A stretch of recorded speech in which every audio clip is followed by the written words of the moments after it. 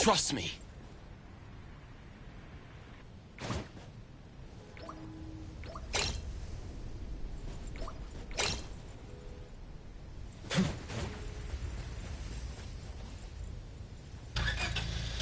Hopping in.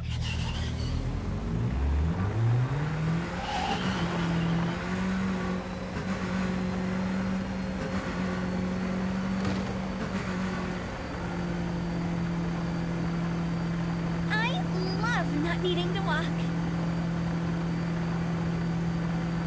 Whoa, this is reckless driving!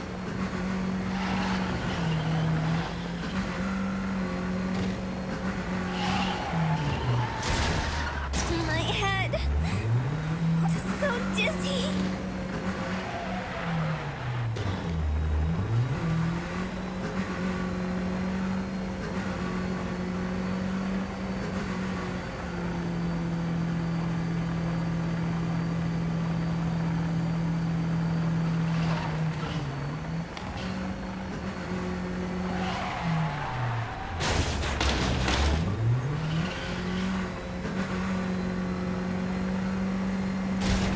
Across the seasons, we danced cheek to cheek. When the earth takes a tilt, our steps will then meet a moonlight book. Across the seasons, we dance cheek to cheek. When the earth takes a tilt, our steps will then meet a moonlight boat glides on silver snow. You're my compass, my springtime glow, and I'll rush hard to you, even if I turn to starlit sand.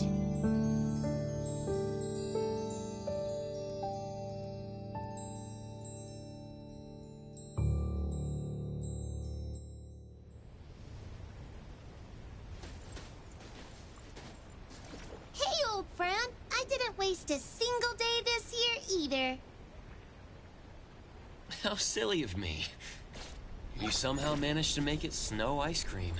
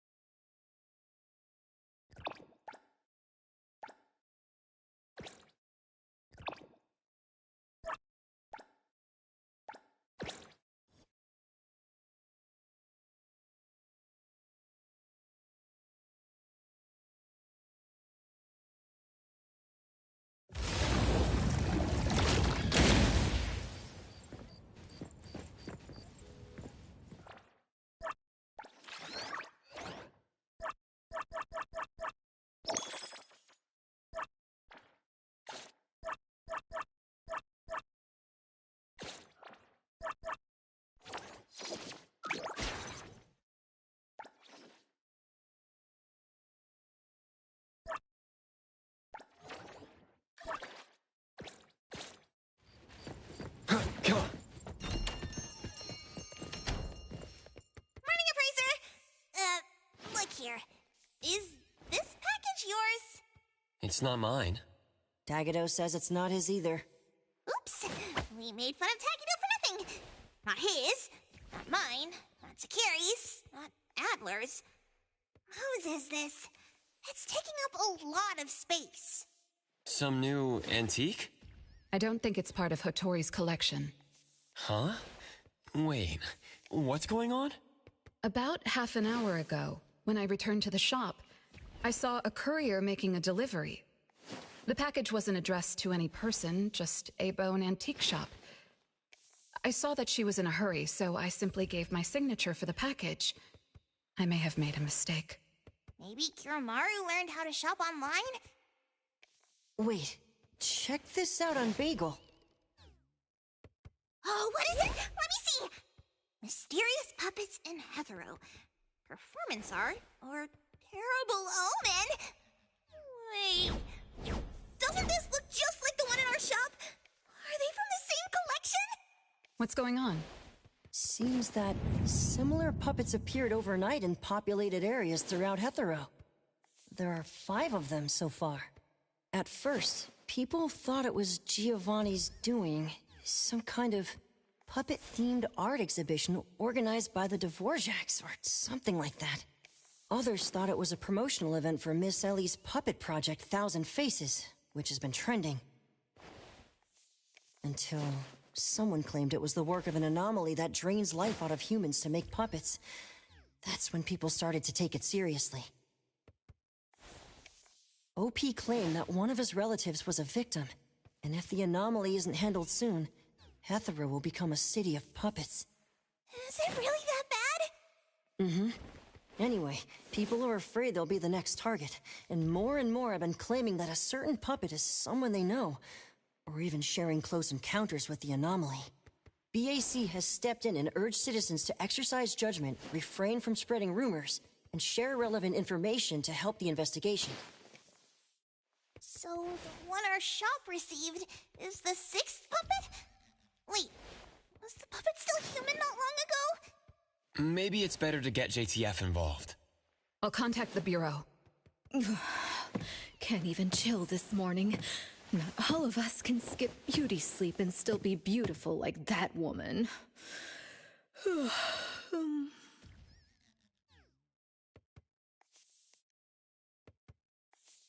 My apologies. It's not your fault, it's someone else. Forget it. So who brought this thing? Take it away, dump it, I don't care. Don't let it mess with the shop's feng shui. We got you covered, boss. JTF will be right here. I don't see you getting excited about bringing customers over, and you're bringing JTF to the shop? You kids better not have stirred up trouble again. Here's what happened. In any case, we'd like you to come to BAC to assist with our investigation. We'll have to leave the shop for a while. What do you think, Hotori? Well, the business of the BAC matters more than ours, so we'll comply. But the BAC will compensate for missed working hours for Precious, Daff, and me. Why am I included? Of course. The BAC will provide reasonable compensation for losses incurred from taking up your time. Boss, I want to come along too. There are no Misties to catch Let's today. get ready to head out. The sooner we leave, the sooner we're back for my nap. Why are you coming along? Alphard woke me up this morning and invited me for a little chat. I thought it was about a Bisu. The director's tea is going to taste even more bitter. Come on, let's go. I'll try to get some fawns out of her.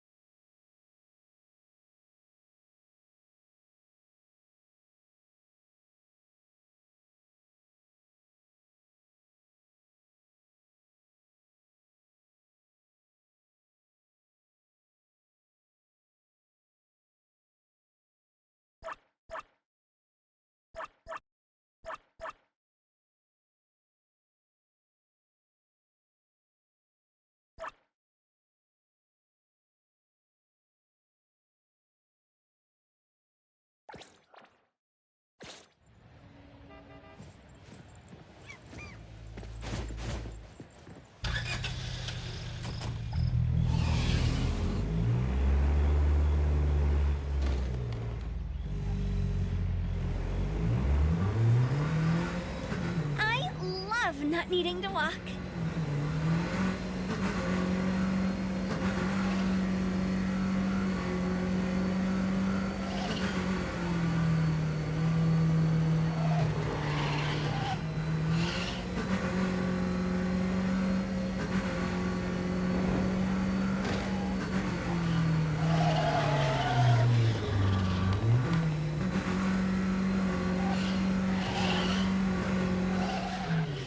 Lady Natalie?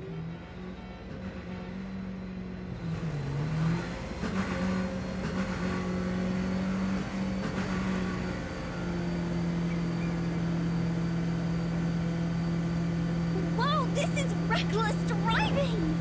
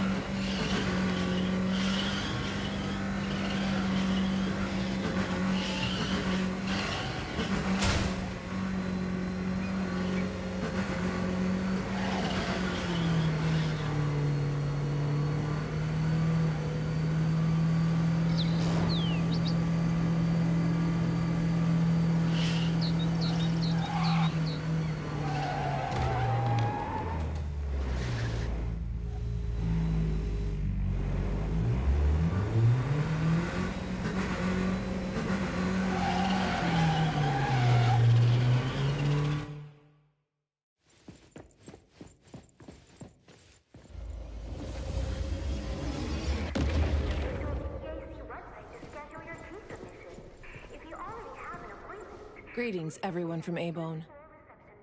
ETD-6 is taking over this case. I'll introduce you to the operation lead in a moment. If Nellie's handling the introductions personally, this must be quite the complicated case.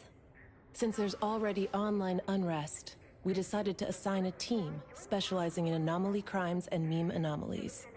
Anomaly crimes? Those refer to human criminal incidents that involve the exploitation of anomaly characteristics, or espers. So the Bureau suspects that this isn't the work of anomalies alone. There are more and more divisions in the Enforcement Tactical Division nowadays. The puppet from A-Bone has been transferred to TempCon. Please follow me.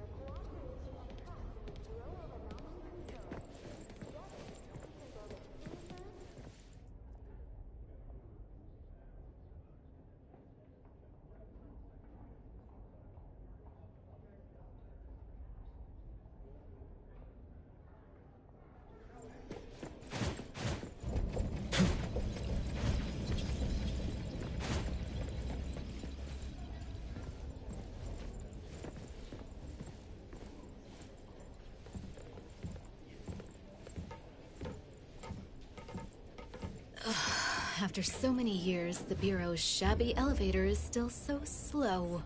Why wouldn't Alphard spend her budget to upgrade it? She hired so many new employees. Indeed. There have been many new hires after you left ETD. This is awkward.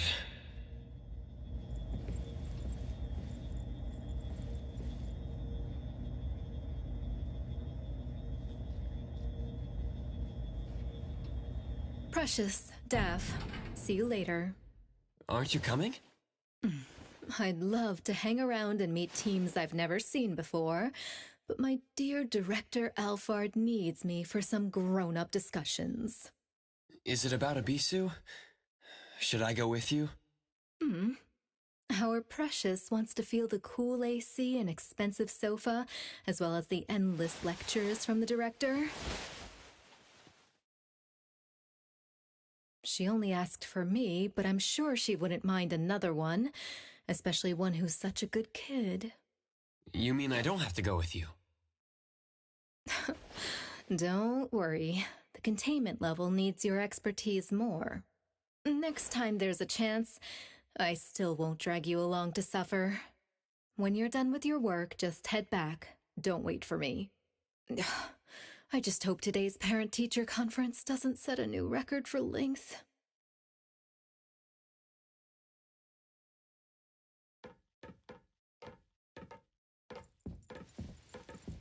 When I first came to the Bureau, Mint brought the anomaly to TempCon here, right? Yes. TempCon manages anomalies and derivatives that we don't fully comprehend. Depending on the situation, they'll either be nullified or transferred to the Seleno compound for long-term containment. We're about to directly contact anomaly derivatives of unknown properties. That said, your safety is guaranteed. Leave it to me, Mint.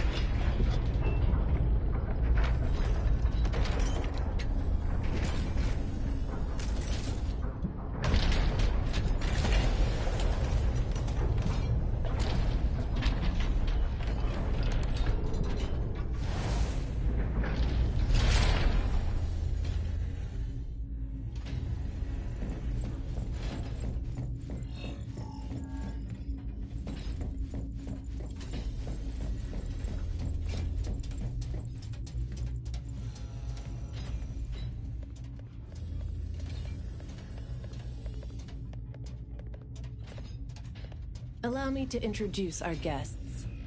These are anomaly hunters from Abone Antique Shop, Daffodil, who witnessed the suspect in the puppetization case, and the appraiser, who has keen perception of anomalies. This is Chaos from ETD-6. Hi there. This is Lavinia, an operative from the Egosh Court. We'll be relying on the court's support for intel related to unknown anomalies. Blackbird was unable to attend today's meeting in person, so I'll be covering for her. Greetings to the people of Abone. Greetings. Now that everyone's here, let's get started. Who received the package? Tell us what happened. It was around 7:30 in the morning. I saw the delivery person place the package at the shop entrance. She approached me for my signature, saying she was in a hurry for the next delivery. I did not think too much at the time, so I signed and took it into the shop. But looking back now, the whole thing was pretty strange. The package was marked fragile, and the delivery person told me to handle it carefully. But the packaging was flimsy. Do you remember what the delivery person looked like? A young woman, not particularly tall. Short hair, in a Cool Express uniform. I didn't get a good look at her face, since her baseball cap was in the way. Curious. From the package to the delivery person, everything was fake.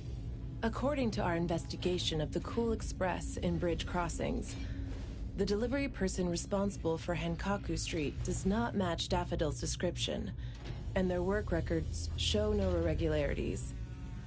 The shipping records from the package center also show no fragile items being delivered to Abone. Someone disguised themselves as a delivery person just to give Abone a puppet? Correct. The question is, why would anyone do this? Considering this may involve matters affecting Abone's interests, I'd like to consult with both of you. We also don't have any leads. Sorry to interrupt. I was thinking, what if this person wanted the appraiser's help? A puppet that allegedly was transformed from a human, wouldn't it retain traces of an anomaly? If that's the case, shouldn't a client have come forward to explain the situation? Even without a client, what harm is there in examining a gift at your doorstep? Can I take a look at it? Please, go ahead.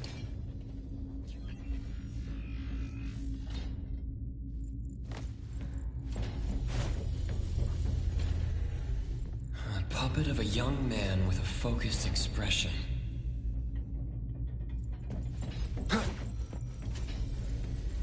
A puppet of a teenage boy who seems energetic.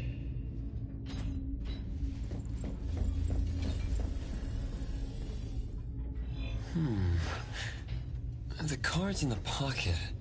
The anomaly's aura seems to be coming from these cards. Bella. The red letters are names. And the number 0? All 6 puppets have a similar aura. It should be from the same anomaly, or the same type of anomaly, but it's very faint. I think the puppets should be ordinary puppets. They were simply in proximity to an anomaly. But the black cards in the puppets' clothes. The cards are the derivatives, aren't they? Very likely. So people being attacked and turned into puppets by anomalies is just a rumor. Pretty much what I expected. Who would spread rumors on Bagel to cause panic? Could it be the same person who delivered the puppet to A-Bone? Bingo. You're asking the right questions.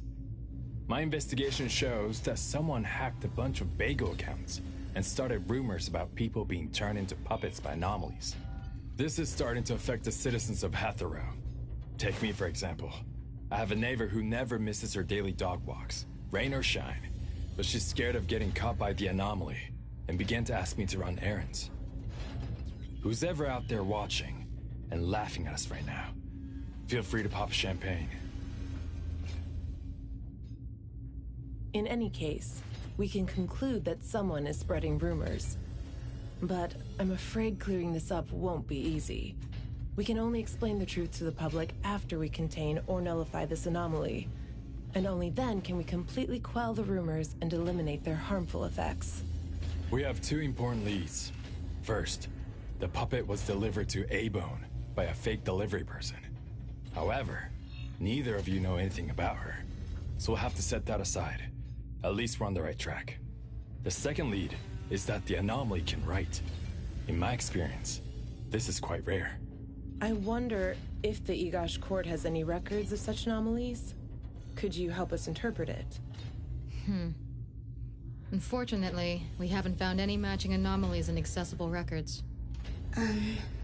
If we can determine the identity of the names written on the cards, I may be able to help. I should be able to glimpse at their fate through divination and understand what they've been through. Chaos, consider this. If anyone received a black card from the anomaly, you are welcome to bring them to the witch's house for divination. Understood. If anyone from A-Bone discovers new leads, please contact BAC as soon as you can. We will look out for more leads. Very well, let's adjourn. Thank you very much for your assistance. Who could it be? If only I paid more attention to the delivery person.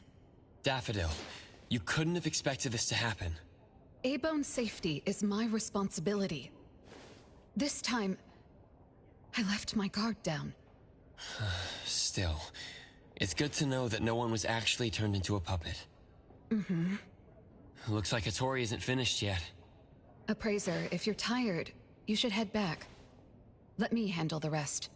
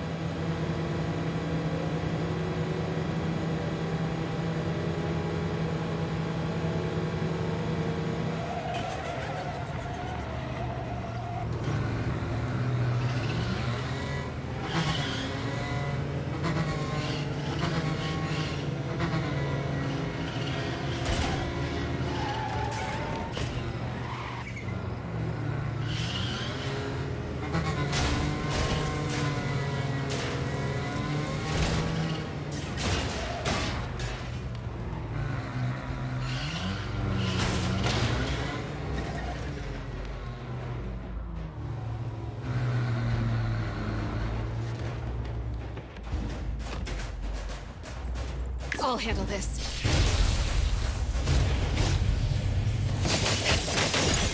No mercy.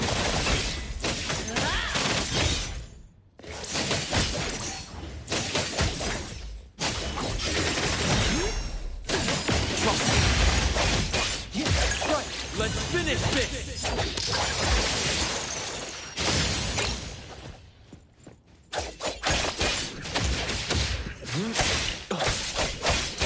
Here I am. A long fight served no purpose.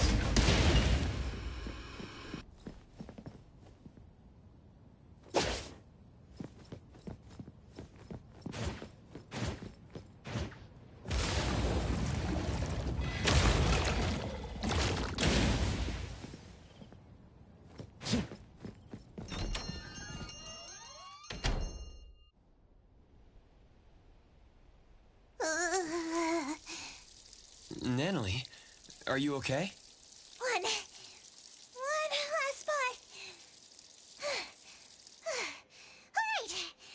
Natalie's special training of watering flowers and horse dance. Complete! Watering flowers in horse dance?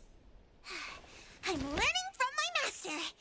Integrate every bit of training into daily life, using the weight of the watering can to increase the training intensity. How's that? Pretty clever, right? Oh. I water flowers like a normal person. Exactly. To master, this is just normal. My training isn't good enough yet. That's why I keep wobbling around. Just you wait and see how much I improve, master! Of course. Thanks to Daffodil and Nanley, the flowers and plants are looking better. I'll take care of pruning from here. Alright. Delicate work like that really is best left to the old man. Oh, by the way, how did that thing from yesterday turn out? Any updates? We couldn't get anything out of Cool Express. The manager even said that they're going to avoid hiring temps for a while. There goes one of my reliable side gigs. Kaluji's funds are running low. Oh, Why do you think they're sending puppets to our place in A-Bone? Could it be the anomaly is challenging the Colucci's? Was the puppet sent to deliver some kind of message? What message could that be? Like a coded message in Sin City Chronicles. This is some kind of hint. The hint is something that I, Beiji Daime, should definitely be able to figure out. If that's the case, shouldn't the recipient be you? No, you're right. Why does it only say A-Bone? Could it be that I, Natalie Colucci, am not famous enough? If it only says A-Bone, then who exactly is this hint for? Or could it be meant for all of us? We have a guest. Hello? Is this A-Bone? Are you anomaly hunters? Welcome to A-Bone. You must be here for an anomaly commission. Yes. What do I need to do? Do I sign a contract? Do I have to sign up for something? Ah, this must be your first time seeking help from anomaly hunters. Don't worry. Please, have a seat. These are A-Bone's finest anomaly hunters. Feel free to share with them any troubles you have. I'll make some tea for you. Please, wait a moment. Okay. Sorry, I don't know how this works. If you don't mind, let us ask you some questions. That way we can help you figure out what you need. Okay, leave it to me. So, have you encountered anything strange recently? What should I call you? Renee is good enough. I think. All right, Renee. What do you do for work? How's your day-to-day? Did something weird suddenly mess up your routine? I'm a taxi driver. I start at 8 a.m. and finish at 8 p.m. For lunch, I grab something quick from a convenience store. After work, I go to Food First for a set meal.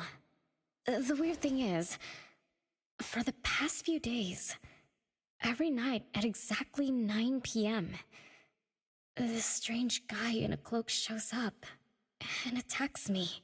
Though he looks scary and hits me pretty hard, when his attacks land, I don't feel a thing.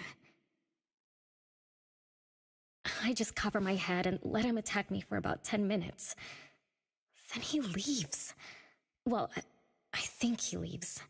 When I peek through my fingers, nobody was there. That's about it. Isn't this strange? He attacks you every day? Even if it's just a prank, that's messed up.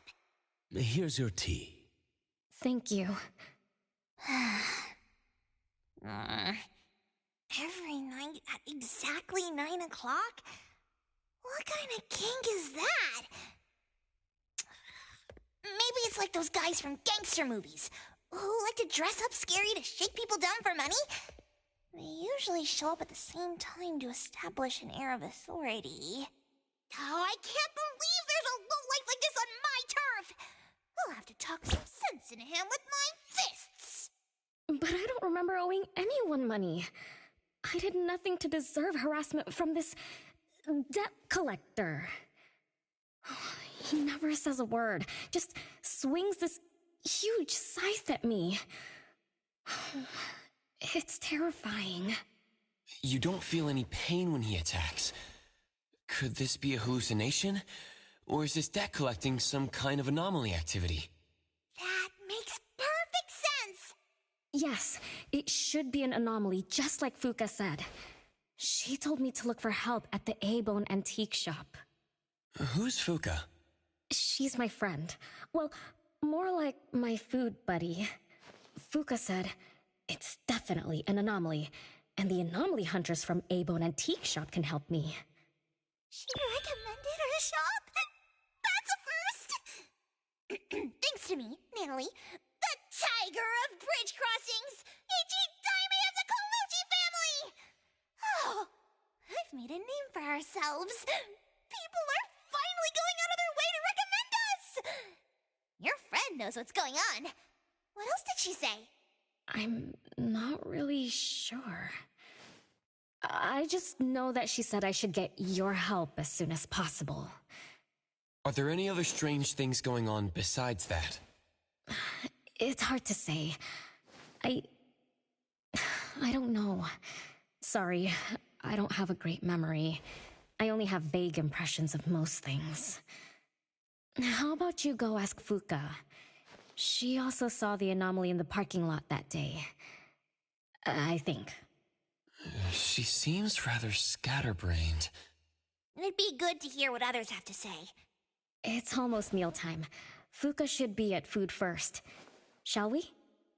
What do you think, Appraiser? Master? This is our first commission of the day. We'll help figure this out and see if there's really an anomaly causing trouble. Let's not disappoint this very tasteful person who recommended us. Let's go take a look. How about you, Master? Master hasn't worked on a commission with the Appraiser yet. Maybe this is a good time to show you my latest training results! Hattori has no plans to go out today. Rest assured, I'll watch over the shop. Very well. Let's head out. Let's go! It's been a while since I had food first. Oh, I'm craving for their hamburger steaks. Hey, old man! We won't be back for dinner tonight! Take care.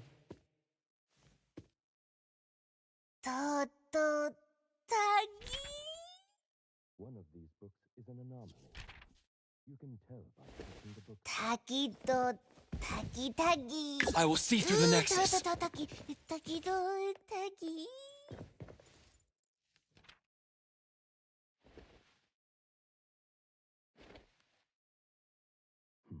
A previous client gave my lady these books as gifts.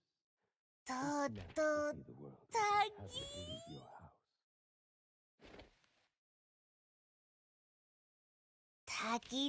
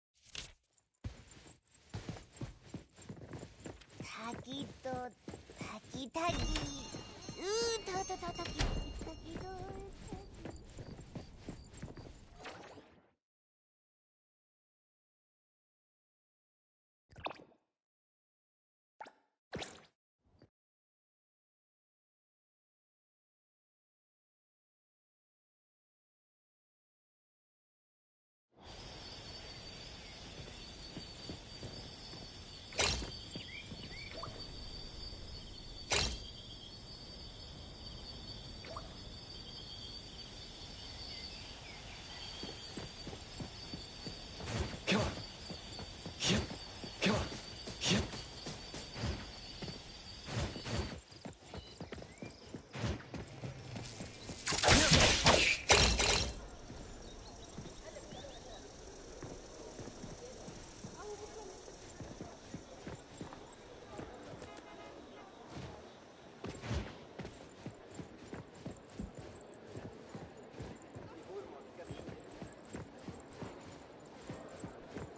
Come on.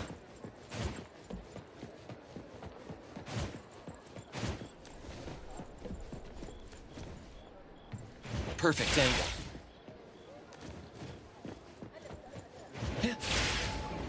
The wind's just right.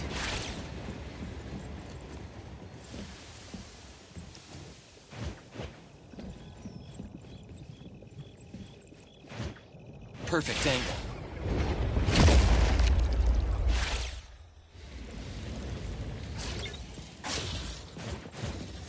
Come on.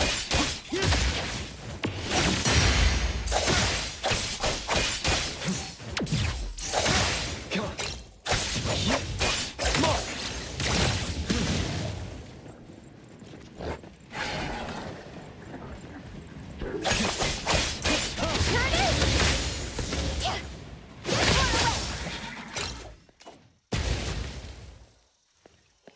Leave it to me, Mint.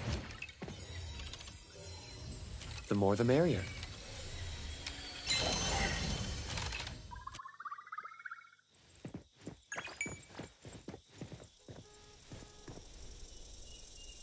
I'll handle this.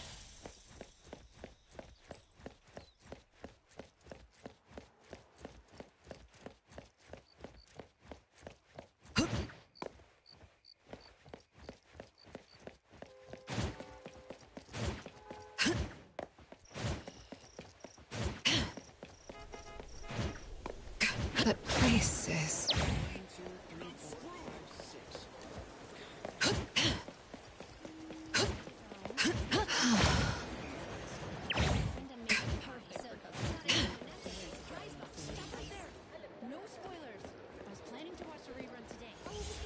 I chose to trust her.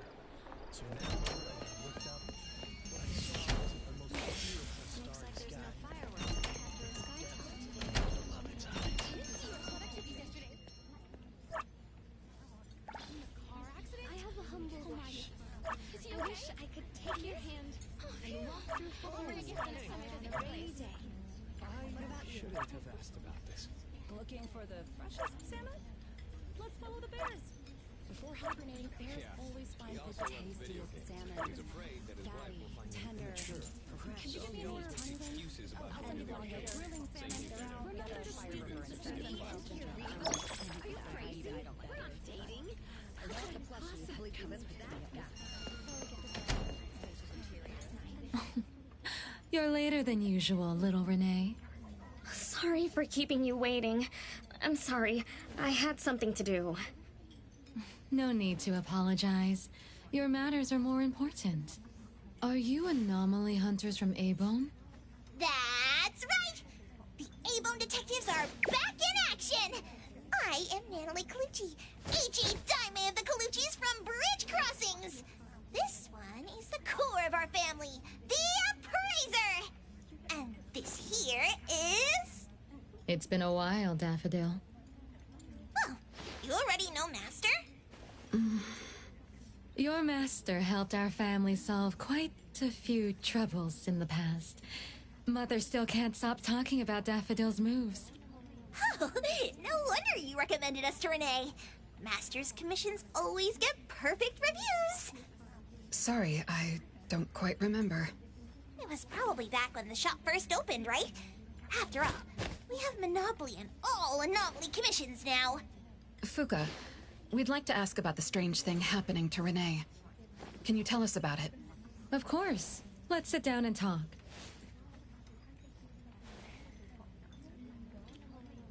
Two nights ago, little Renee and I finished dinner and were about to head home.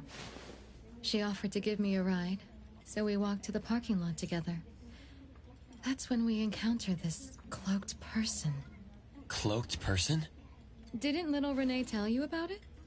The anomaly she saw was a strange figure that looked like someone wearing a cloak. Oh, did I really say that? You little scatterbrain, forgetting what you said again. I'm sorry, No need to apologize. But to be honest, I don't know what this so-called cloaked person actually looks like. You don't know? Weren't you there? I was. Renee was walking me to her car, but halfway there, she suddenly crouched down, trembling all over, looking panicked like she was hiding from someone. I asked her what was wrong, but she couldn't answer. She just kept muttering things like, "Don't hit me." Nobody else was around, let alone anyone hitting her. So you didn't actually see the anomaly attack Renee? Mm-hmm. I did see her curled up on the ground, but I definitely didn't see the cloaked person she described. After about 10 minutes, the kiddo just stood up and asked me to follow her to the car, acting like nothing had happened. Isn't that strange? Are you sure this isn't some hallucination? Like, maybe she ate some weird shroom at dinner or something? I thought she was hallucinating at first, but on the way home, she told me that this weird thing happens every night at 9 p.m., It didn't sound like she was lying. Not a hallucination. Only she can see it. Harasses her every night at the same time. With something this bizarre, it's gotta be an anomaly causing trouble. So, any leads yet? Hunters from Avon? I see. Can I ask one more question? Of course, Daffodil. When Renee was clearly unwell, why didn't you contact a doctor? That's right. She acts like she's nice, but when her friend was in trouble, she didn't seem to be concerned or help her. Well, I was worried something might be wrong with her, so I told her to go to the hospital. But the girl insisted she was fine. So I just let her be. You also suggested that she should seek help from A-Bone. That's because I later realized Renee must have gotten herself into trouble with some anomaly. So I thought of you. Wouldn't it be better if you experts helped her, instead of having an amateur like me mess around? Daffodil, you may be thorough, but you always get obsessed with details. Same old habits. I'm the one who told Fuka that I was okay. Really, I'm fine. It didn't hurt at all. It's just that the anomaly was scary. Thanks to Fuka for explaining everything that happened. I'm not so good at that. I feel like I don't really know what's going on. We've been talking for so long, we almost skipped dinner. I'll buy everyone food tonight. Take a look at the menu. What do you want, Fuka? Same as usual. Spicy chicken cutlet curry rice. I'll have the same. I don't know about the other stuff at this place, but I like the spicy chicken rice, since it doesn't have those gross green peas. What about you, Nenali and Appraiser? Go ahead and order something you like. We'll gladly take the offer.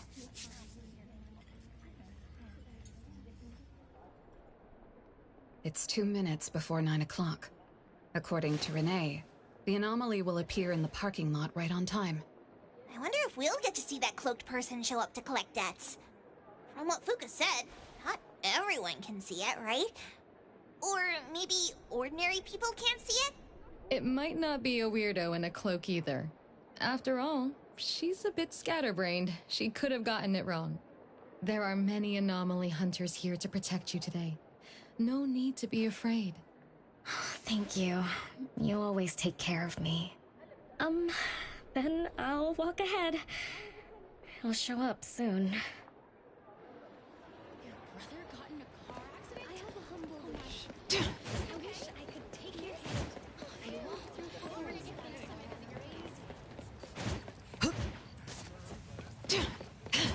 Let me take over.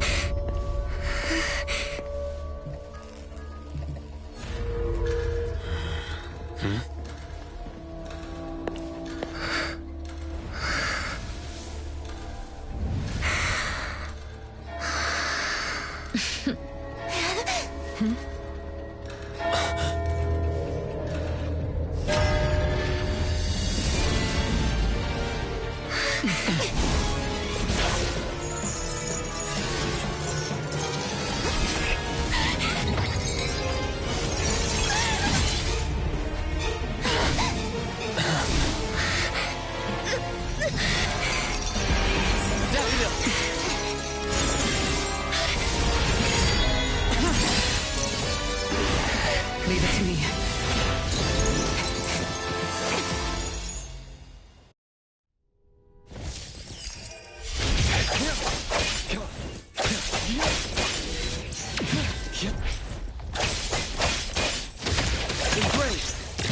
Leave it to me!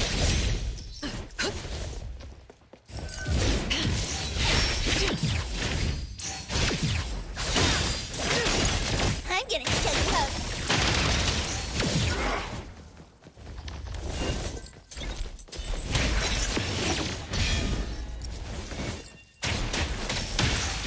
Just a tickle. Child play. I'll handle it. I'm getting choke poke.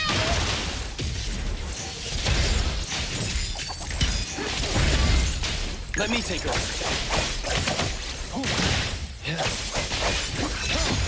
My mistake. Divide. Cyphero.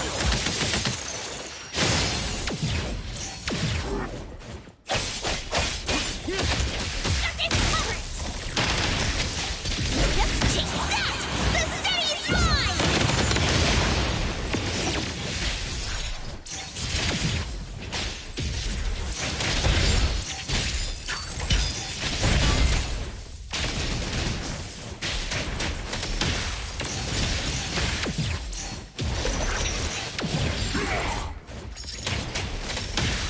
I will see through the Nexus. Not difficult. Be careful. Mark! Nice work. There's nowhere to hide.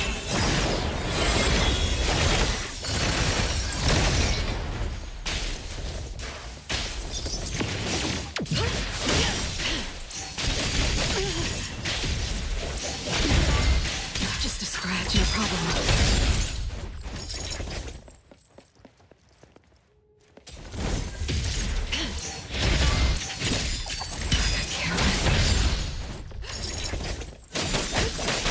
I'm getting Nice and stay sharp. What you see is an illusion.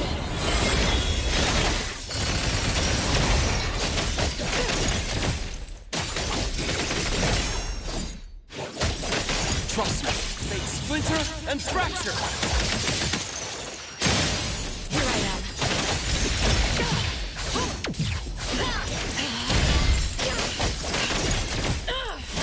Thought you don't know how to give up.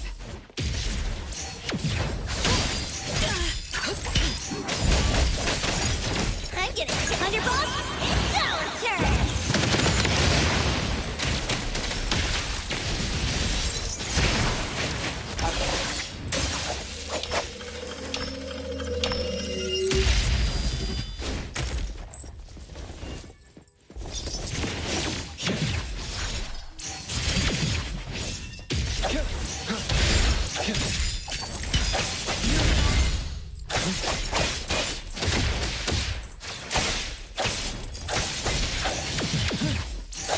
Feeling good. I'll handle this. No mercy. Again, no problem. I'm getting choke poke. Nice work. Thousand eyes, awaken!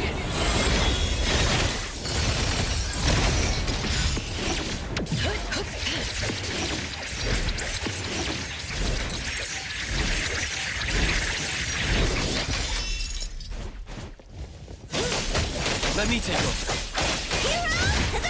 Nice work. I got careless.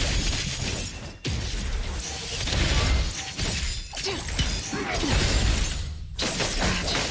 I'm getting choke poke. Teeth now.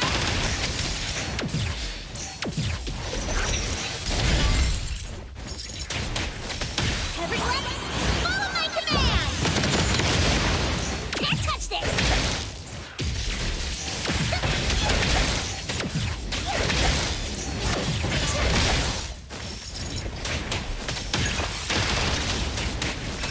I will see through the Nexus.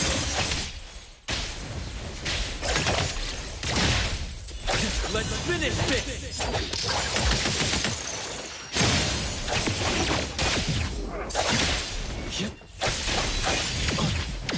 Not too difficult. My mistake.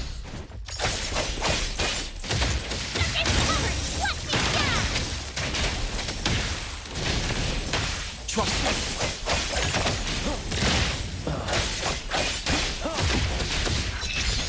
Feeling much better.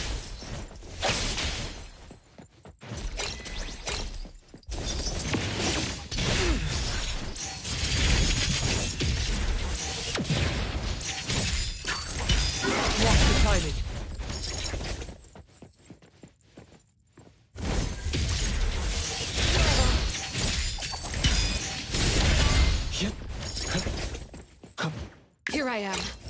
Thank you. What you see is an illusion.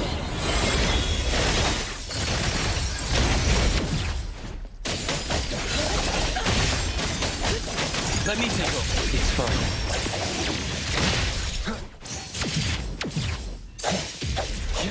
Feeling good. Divide. Slice-Zero. Got this covered! Check that! The city's mine! Nice work.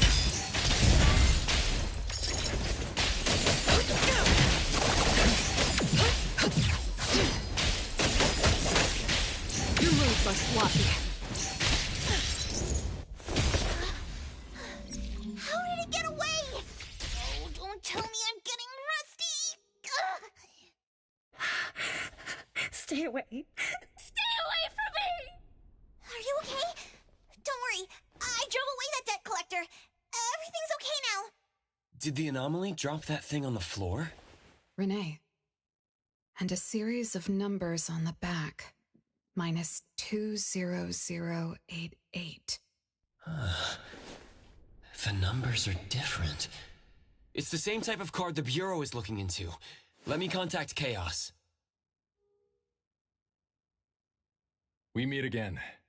From what I know, you received a commission from Renee to investigate this debt collector anomaly, which attacks her every night at the same time. You fought, then the anomaly left behind the same cards from the baptization case. So you encountered the same anomaly I'm after.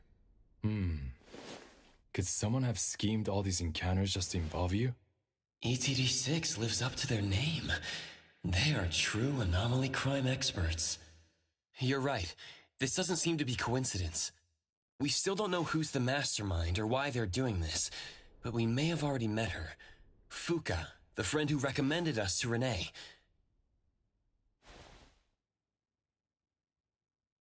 Wait, she was here just a moment ago. She's already gone. What did she say? She recommended A-Bone because Daffodil had handled her mother's commission before, which left an impression. Daffodil. Daffodil. So it's Daffodil again. Interesting. Thanks for the information. We should make a trip to the witch's house. Good thing it's not too late. So I'll ask the Blackbird and her team to work some overtime. Aren't you coming with us? Of course.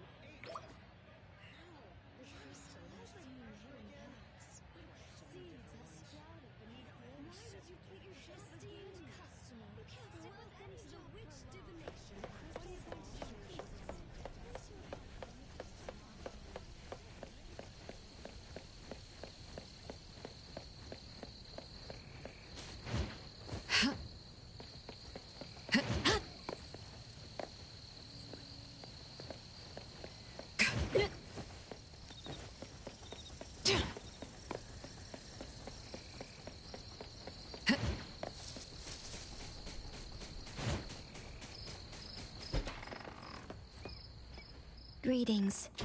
Welcome to the witch's house. Hello.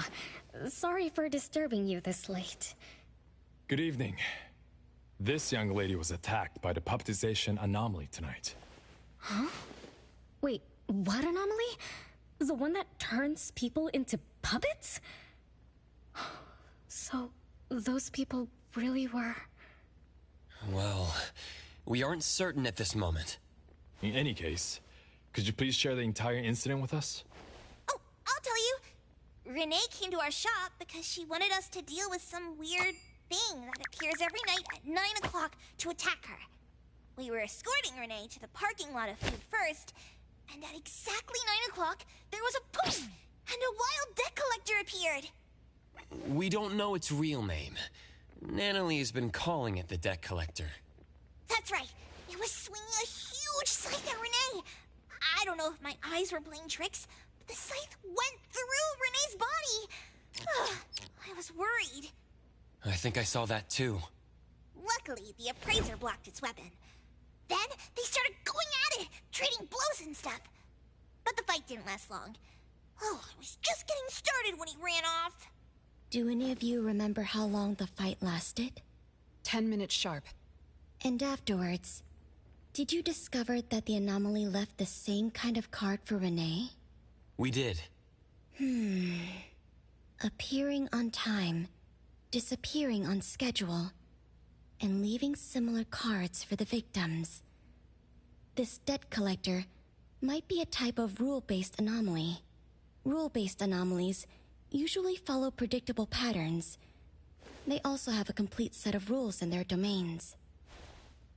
For example, if any of you were to enter the anomalous realm it creates, you wouldn't be able to get out easily. Instead, you'd have to follow its rules. Some rule-based anomalies symbolize rules themselves. You can think of them as the manifestation of rules. Others have some kind of goal. In such cases, nullification is extremely difficult, and conventional containment methods have proved ineffective. No wonder it got away. Is Abisu's security anomaly also a rule-based one? Nantani is its name, right? It is. So, the key is to understand the rules and master them before we can nullify or use them to our advantage. And someone beat us to it. Figured out the debt collector's rules. Set up the whole thing. The next questions are, why target Renee? And what do the numbers on Renee's card mean? Why is the message left for Renee different from the others? Another annoying puzzle. If only Nietzsche were here. I could do a divination for Renee. Maybe we can find something. That's a surprise. I've never had a divination before. Is there anything I need to do? Just relax and close your eyes now.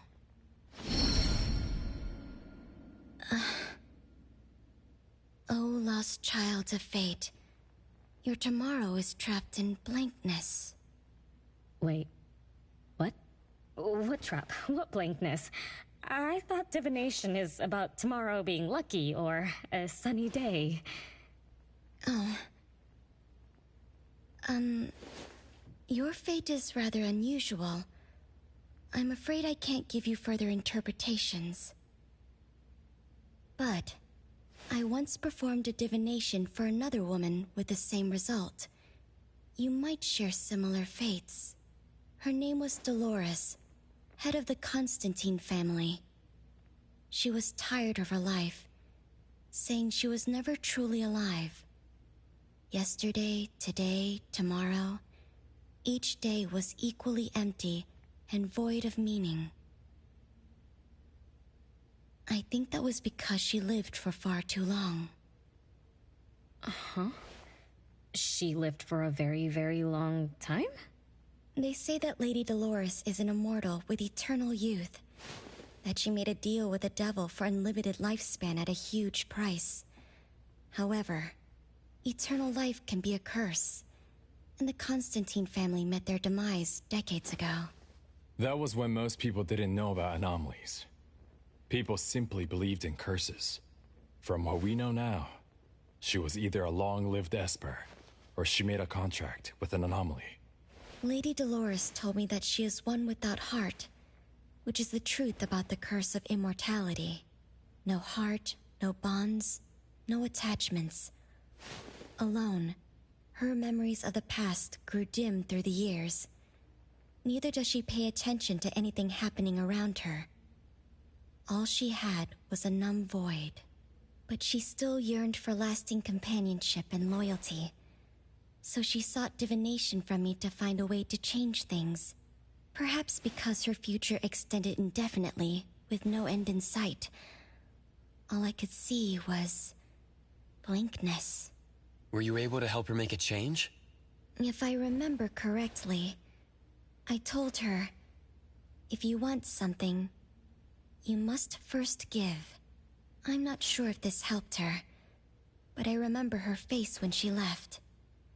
She seemed more at ease. Both that lady's divination and mine resulted in blankness. Maybe that advice applies to me too? It's just a reference. You could see it as a fun story. It's enlightening, but it doesn't help much with the issue at hand. It's getting late. Let's call it a night. Thanks for all your help. Miss, let me escort you home. Okay. Thank you, Chaos. Blackbird, thank you for your time. We'll head back now.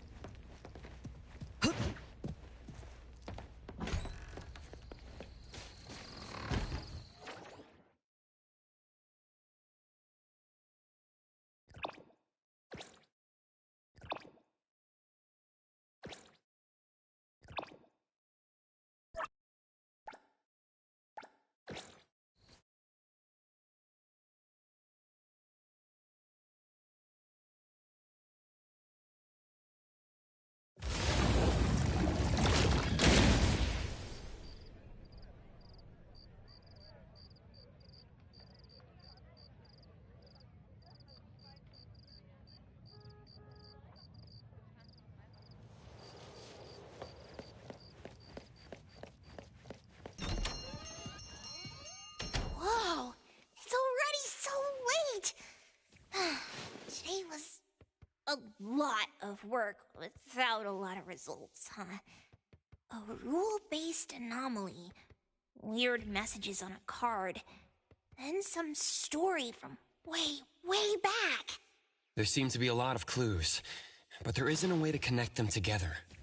They must be related. What could be the missing link?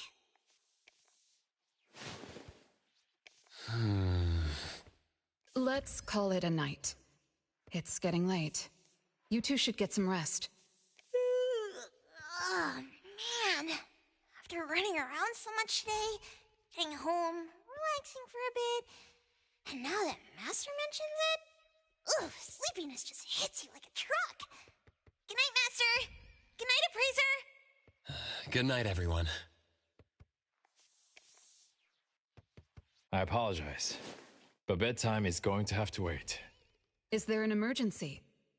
The debt collector left me another message. I found this in Renee's mailbox. Isn't this the card from last night? That anomaly is back again? Appraiser, take a look at this. Renee's name and an address? It looks like an ordinary card. Did someone try to copy the card's style? They need to have seen the original to make such a convincing copy. That narrows down our suspects. You mean Fuka, who witnessed our battle with the debt collector last night? And the person who delivered the puppet. Don't you think they're working together?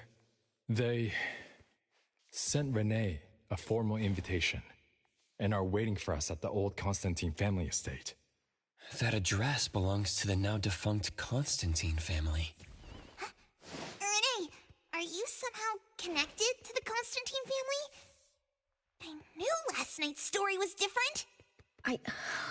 I don't know. I don't remember. I'm just a taxi driver who's always been alone. How could I be connected to some strange family? Oh, I'm sorry. I'm not helping. All right. We just have to find someone who has an answer. Let's go. Wait, don't go yet. This is Abone's commission. Daffodil must come along. Others can join us too. I don't have stupid rules about not getting others involved. Master, the appraiser, and Natalie Colucci. The mystery of the debt collector is about to be revealed!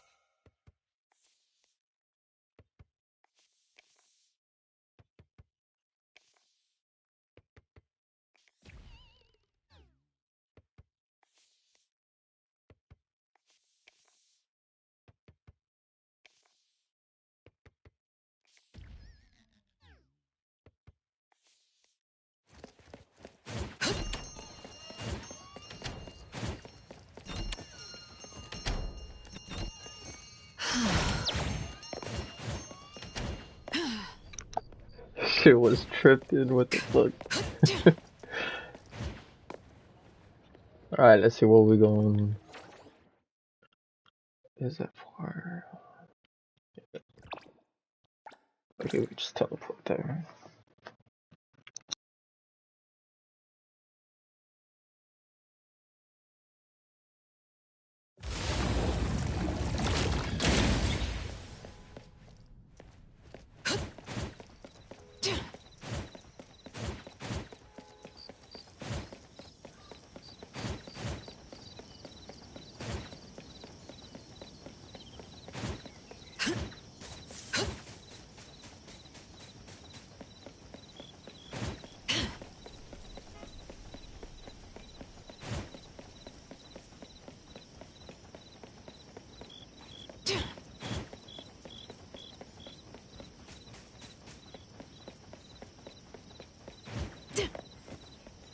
That place is...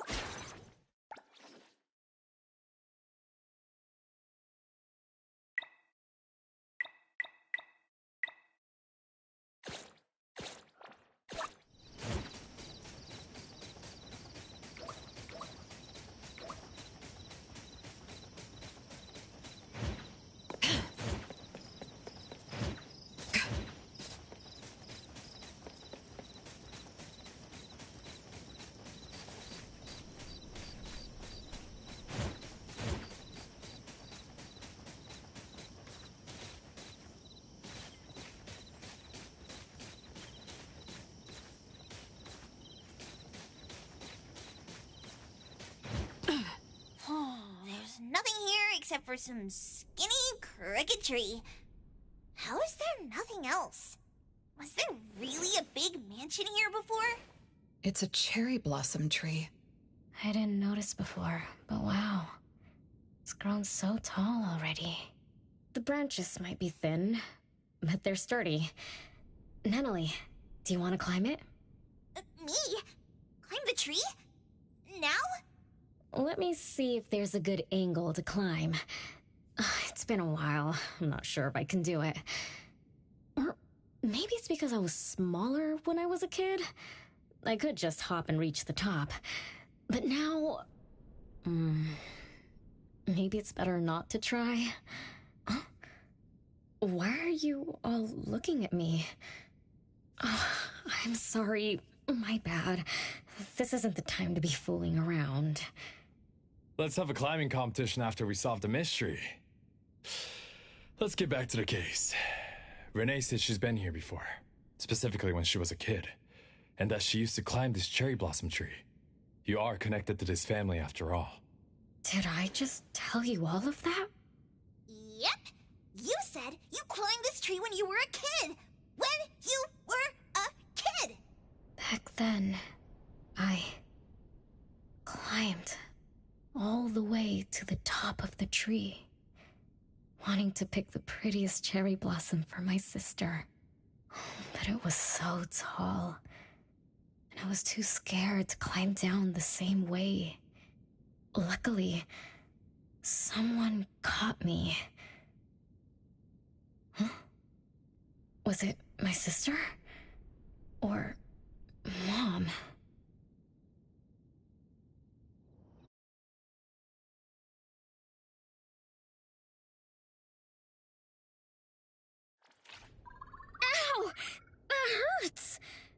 Renee! Are you okay? My head hurts. But my limbs are where they should be. What about you, Appraiser? I'm okay too. Where are we? What just happened? I'm not sure, but it looks like we're in an anomalous realm. You remembered climbing the cherry blossom tree as a child. Then we got pulled in. Natalie and the others aren't here. We might be separated. This is my fault. I'm so sorry. I had no idea this would happen. No worries. It's not your fault. Besides, we hunters are used to being pulled into anomalous realms. The real question is, how did we end up here? What a grand entrance. This must be some wealthy family's mansion. Such as the residence of Lady Dolores, head of the Constantine family. Have we traveled to the past? Not necessarily. Maybe the anomalous realm is simply recreating scenes from the past. Do you recall anything else from when you were a kid? Anything helps. I can't. My brain is still foggy. But I can feel this. Ever since I got here, I've been having a sense of nostalgia. You must be somehow connected to the family. Whoever brought us here knows that. But didn't the Constantines disappear decades ago?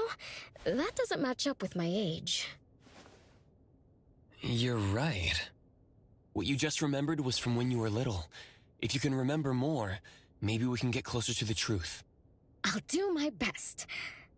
But how do I do that? Let's look around.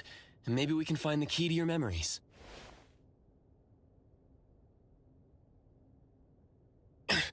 Strange. It won't budge. I'm feeling rather shut out. Is this really a door? It feels so strange. Maybe it needs to be opened from the other side? Maybe. Let's check over there.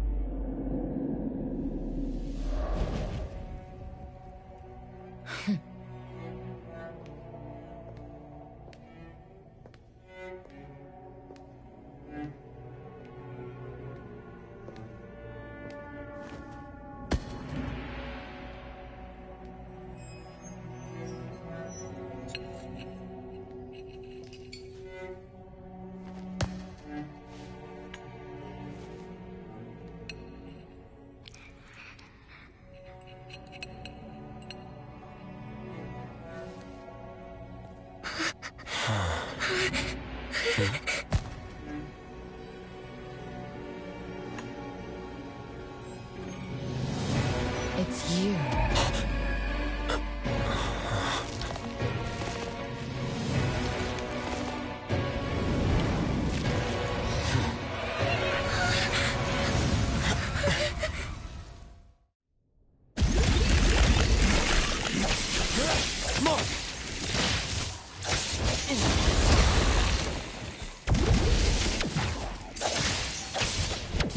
Feeling good.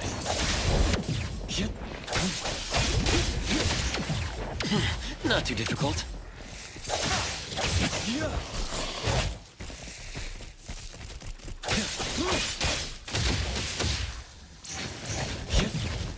Feeling good. Come on.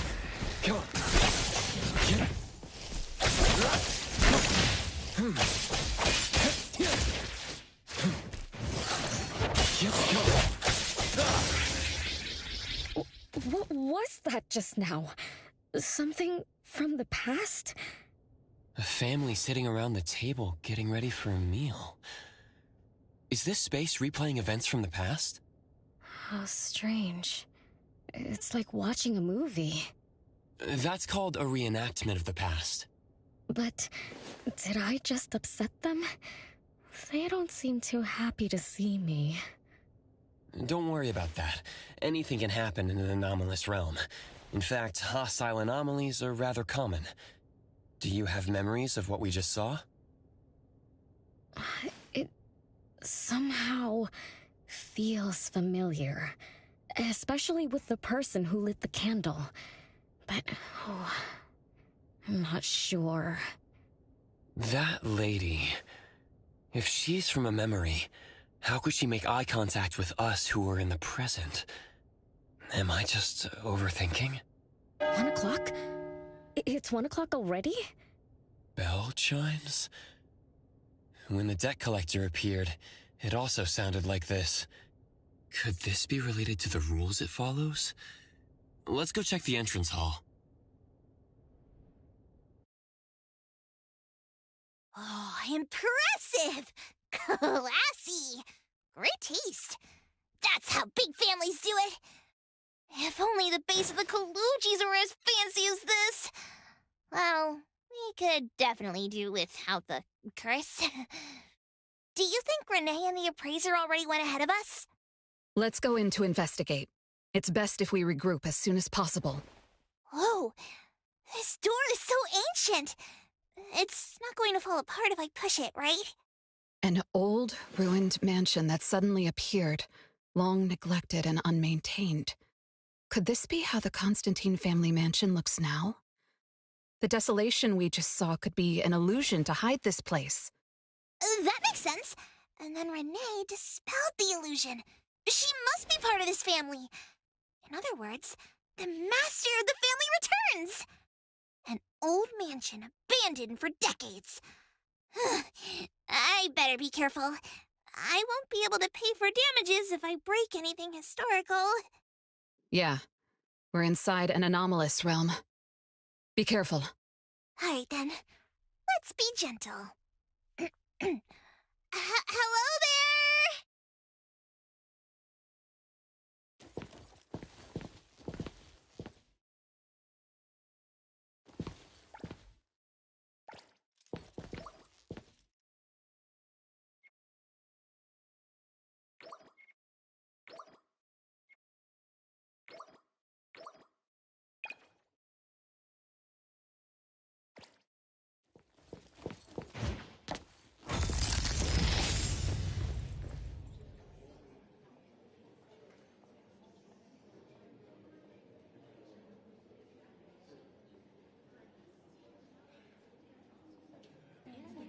Oh, it's that lady from before. Excuse me. Sorry. Wait a minute. Were you talking to me? She just walked away without responding. I'm so confused. We can talk to people from the past? It's like an interactive movie. No, wait. It's more like a stage play. Maybe we're also on the stage. Are we the audience? Or are we unwitting participants? Let's just say we're on the right track. You could try talking to the one who just lit the candle. Ask about how things are going. That lady. Oh, there she is. We'll have to squeeze through the crowd. It's going to be tough. Why are there so many people here? Are they having a banquet, salon, or something like that?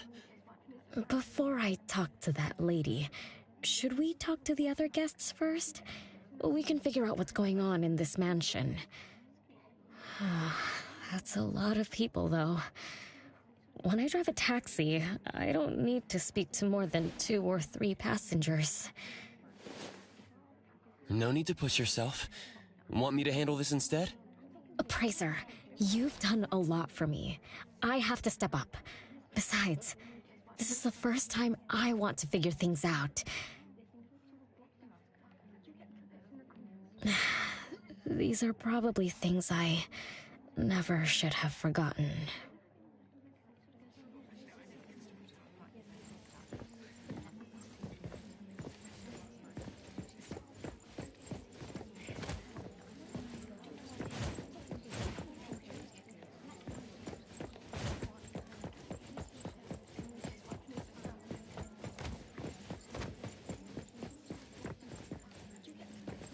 Which family does that young girl with the white hair belong to? How come I've never seen her before? That should be Bella, the eldest daughter of Lady Dolores. She is the organizer of this farewell banquet. Her daughter is already that grown up? She doesn't look that much older than her daughter. Shh, keep it down. You know that woman is cursed. Oh, what a shame. I was hoping to introduce my brother to Bella.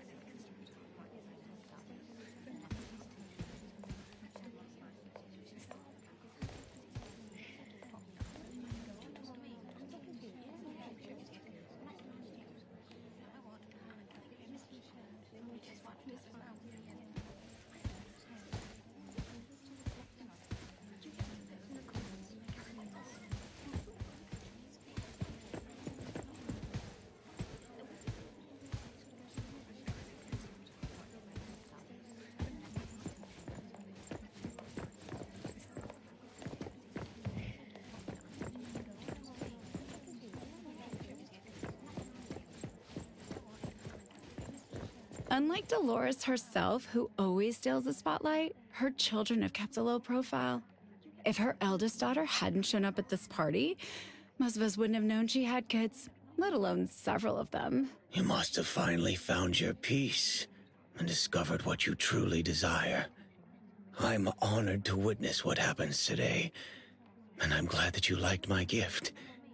You started from scratch, paid off the astronomical debt left by the previous family head, then revived the family business.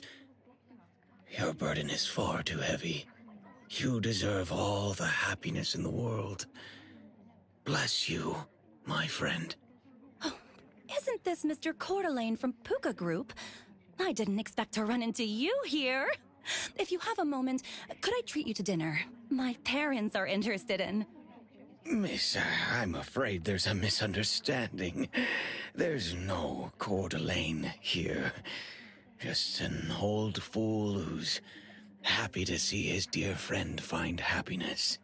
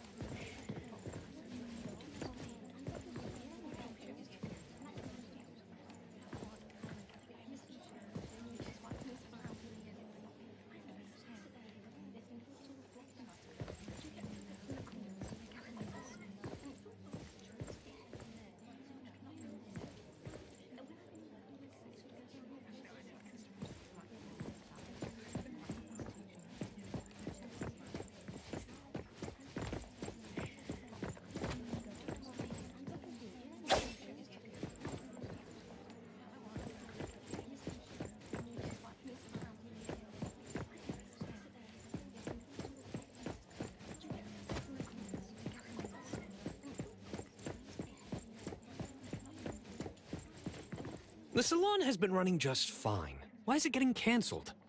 Apparently the lady wants to focus on family affairs, so she's withdrawing from the social circles of the nobility. Ah, such a shame. Dolores has an amazing chef and the finest wine I have ever had the honor to taste. Dolores is also the most gracious hostess. Always generous when she lends out money. Come on.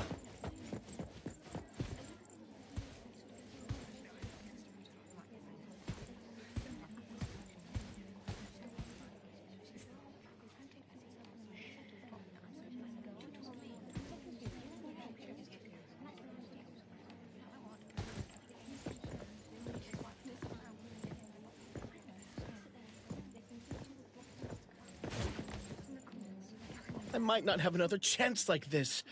Ugh, I better make the most of this. We need to seize this last chance to butter up the lady. Maybe she might even invite you as a guest in the future. Oh, don't even think about it. Look at all these people. Everyone is trying hard to impress her. My brain is getting fried from what the guests are saying. So many conversations. So many faces. So many names. Let me think. Bella. That sounds familiar. Very familiar. Extremely familiar. Oh, that feeling is back again. It's just hearing that name brings up this nostalgia. One of the puppets recovered by the BAC is also called Bella. Can this be a coincidence? What do you think? You said the BAC found cards in the pockets of the puppets, and those cards were similar to the one I got. That means I'm connected to the puppets. By the way, Lady Dolores' daughter, whom we just met, also gave me this feeling of nostalgia.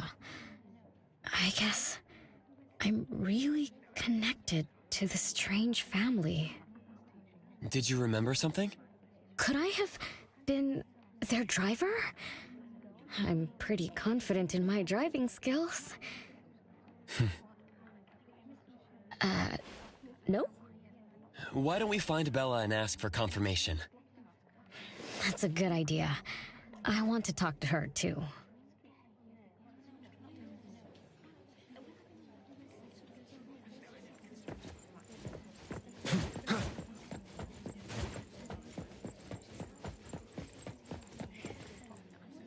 Renee, this isn't a place for kids. Huh? Bella? You know me? Child, I'm your older sister. Remember, you should address me in a formal manner. I can't believe I have to tell you this. Mother has indeed spoiled you. Sister? My big sis? Why are you so confused? Oh, did you oversleep again? Mother warned us not to interrupt her salon, but you just had to go see what's going on. Like the time you hid in that cabinet to peek through. You ended up very disappointed, remember? You said adult social gatherings were boring, so you dozed off. You fell asleep in that cramped cabinet. When you woke up, you were so groggy that you forgot where you were and what you were doing. And then you woke up, but someone had shut the cabinet door, leaving you in a dark, cramped space. You snapped and started to cry. Desperate to escape, you threw yourself against the cabinet door. That day, every guest witnessed the extraordinary commotion you caused. You completely ruined Mother's salon. I didn't mean to, big sis. Is that so? Do you really think I'm your sister? Huh? Big sis? But aren't you? No, Renee. I'm just a shadow bound to this place, destined to meet you. Though you might have forgotten or abandoned us, we've been waiting for you all this time. We've been waiting to relive these moments with you. So, I really am part of the Constantine family? I'm her daughter? Looks like that poor brain of yours still remembers something. If you didn't even know your own mother, how sad would it be for those who love you? Where are they? Mom and the others. Are they still home? My dear sister, this is the Constantine mansion trapped in the past. Everything that happened here, everything about us, reenacts over and over again at this place. Come on, Renee. To return to the past, you must reclaim the choices of your past, including all your mistakes. If you're not Renee's older sister, then who are you? Shouldn't you ask her why I appear as Bella? The answer has always been in her heart. I don't understand. Wait, sister! It's all right if you don't understand now. I've been waiting for you for so long. I don't mind waiting a little longer. Bella. I think I'm starting to remember. She was the sister who caught me when I fell from the tree. She's been here all along, waiting for me to come home. And why is the puppet also called Bella? I don't think the Bella we met is a real person. Remember how this is an anomalous realm? So she's my sister from the past. Though, I don't understand everything she said. That's what she meant, right?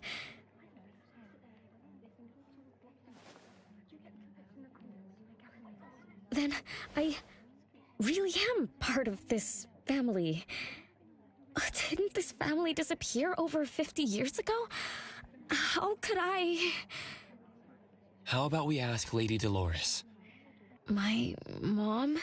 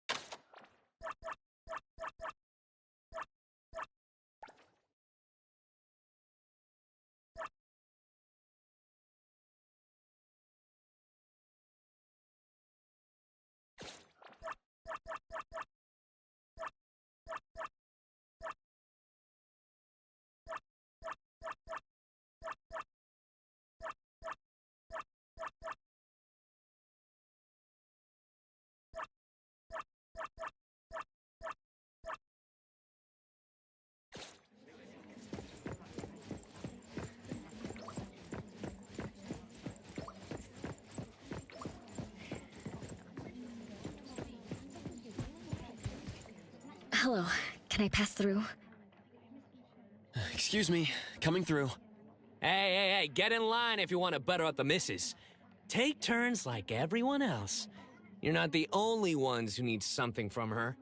Dolores is far too kind to you commoners who are uncultured bumpkins with no etiquette. Do I need to remind you about what first come first served means? I don't think we can squeeze through. These guests aren't very friendly. There was one bell chime when we came in. The salon started at 1 o'clock. If this scene closely follows how it played out in the past, they should leave as soon as the salon ends. We should be able to approach Lady Dolores then. Oh, good point. Thanks for coming up with a plan. I couldn't have done this alone. When does the salon end again? It should end at 3 o'clock. So we wait until the clock chimes 3 times.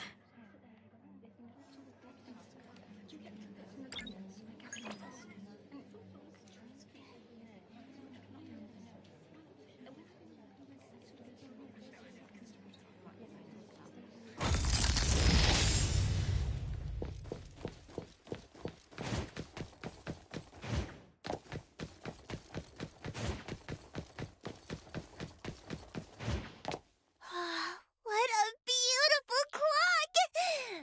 Is this what history feels like? Why is it stuck? Let me fix it. Wait. What's wrong, Master? Is it dangerous? It's best to remain vigilant in anomalous realms, especially with clocks. Oh, right. That debt collector anomaly is also related to clocks. Blackbird once mentioned that rule-based anomalies follow established patterns strictly. It would be a good idea for us to pay close attention to time. Got it, Master. Let me look around for clocks, watches, and stuff like that. But, I guess I was in a bit of a rush. It doesn't seem it cost anything, though. The debt collector didn't appear this time. Ouch! My ears! Something else showed up. Hey! Watch this!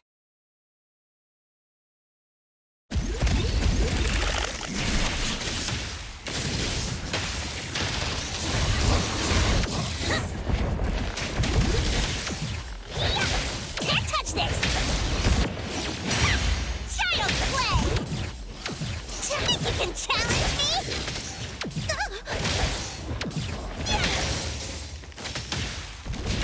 Can't touch this! It's 3 o'clock now. The debt collector shows up every night at 9 o'clock to attack Renee. Until then, let's try to figure out what rules the debt collector follows.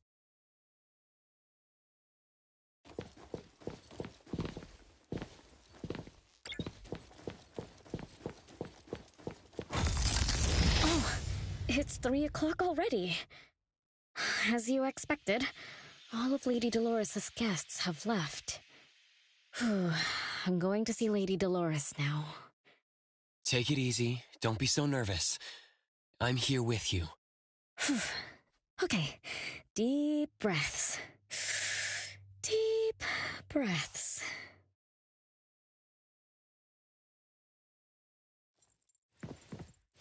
Come on.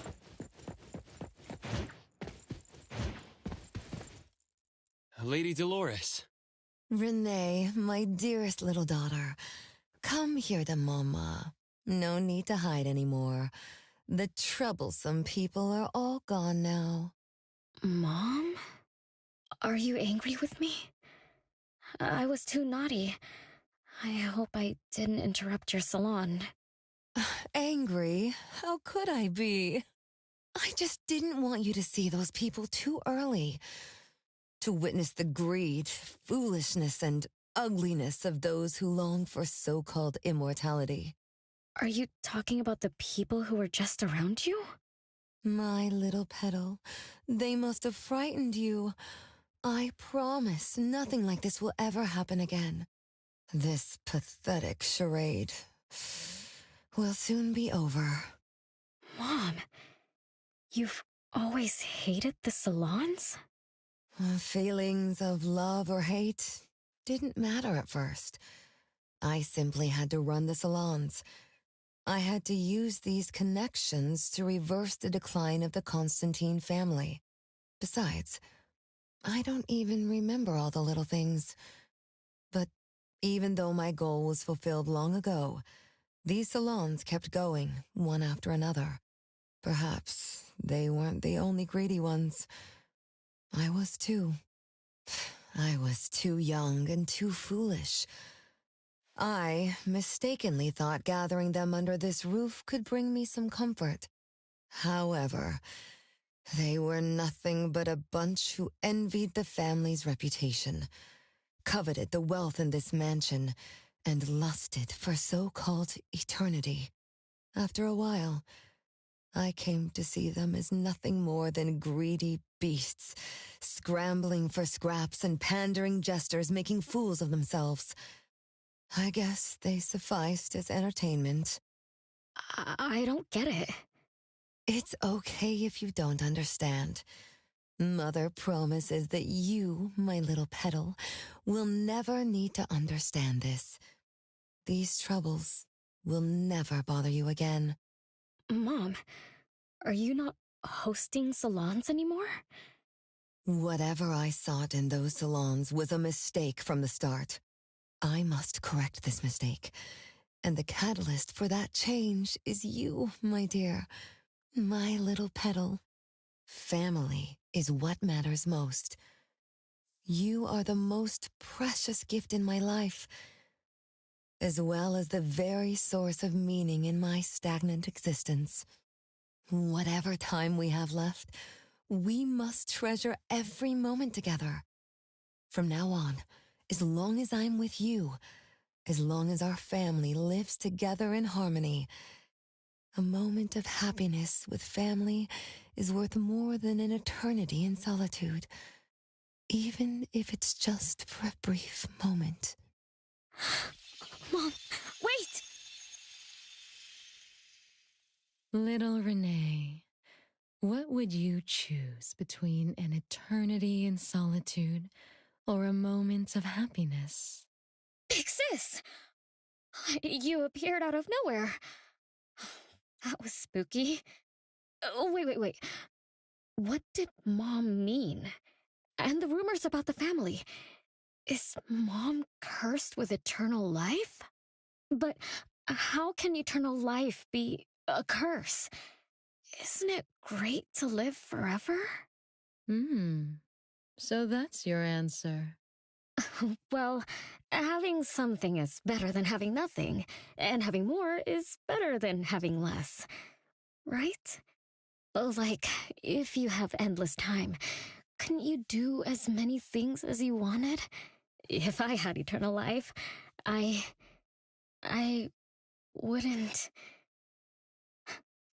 I wouldn't know what I wanted. And I wouldn't know what I could do. I wouldn't even remember what I've ever done. This is my life right now. All this time. What have I been living for? Days with nothing to do. With no meaning. And with no end in sight. So that's why it's a curse. Poor Petal. It seems that even after forgetting us, you still haven't found what you desired. Or was the kind of happiness you were looking for nothing but drifting through life in a daze, barely conscious? No, I didn't forget you on purpose, Big Sis. It's not like that. Little one, you self-contradict and don't act as you say. But I believe you, because you've already paid the price. Just like your first answer, you made a choice before. That choice allowed you to return here by yourself, but it also made you forget everything, including us. You're saying Renee chose eternal life, like Lady Dolores. What do you mean? Me? Eternal life? No way. Did I? But what about you, Big Sis? Mom? Are you all alive? At least you weren't made into puppets. Thank goodness. Renee, you basically forgot everything about us. Mother, the one who gave us life, loved you so much. She used a picture of you as her bookmark. When she read before bedtime, her gaze would always drift toward your smiling face. Every little thing about you, your quirks, your habits, your childish nonsense, she remembered it all. You were the only one she had in her eyes and in her heart, as if the rest of us didn't even exist. And we are the same way too. Mother, Elliot, Teresa, everyone is waiting for you. Won't you come see them? Mom? And the other siblings? Everyone's waiting for me? The cherry tree Mother planted in the courtyard is bathing in sunlight and in full bloom. Time has come to a standstill, and moments of happiness place over and over again.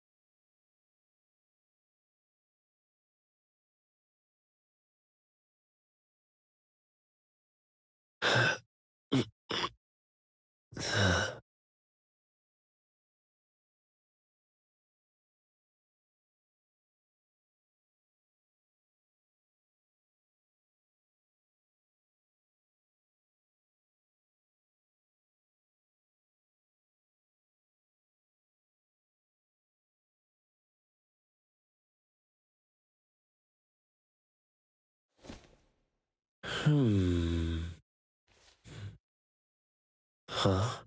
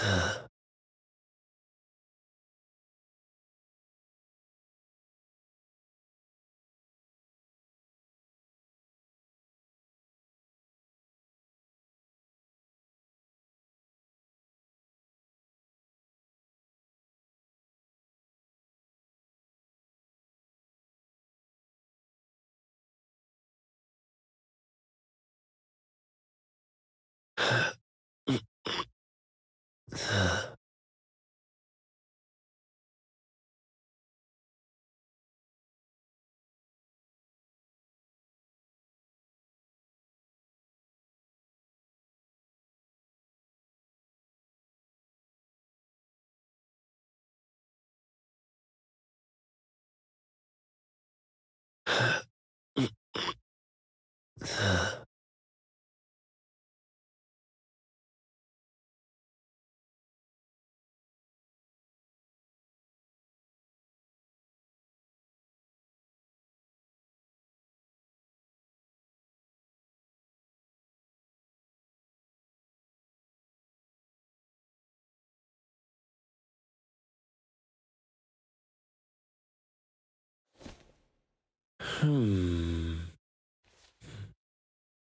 Huh?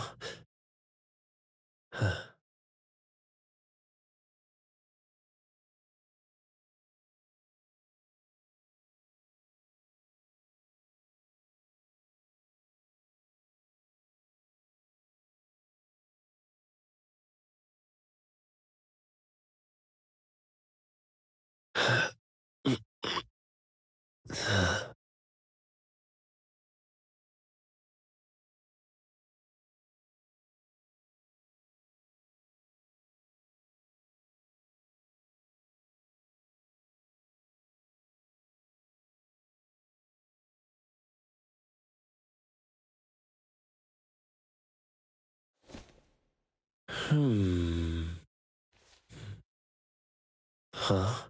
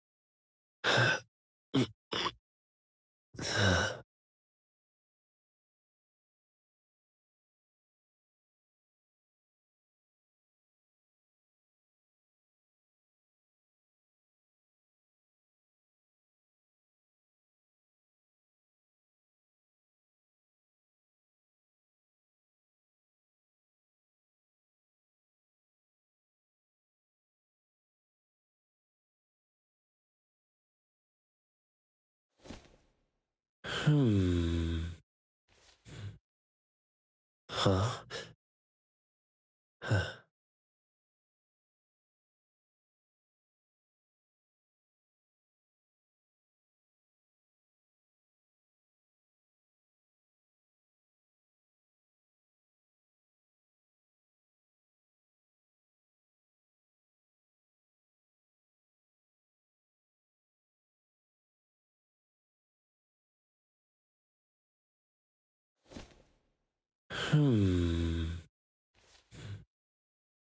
Huh?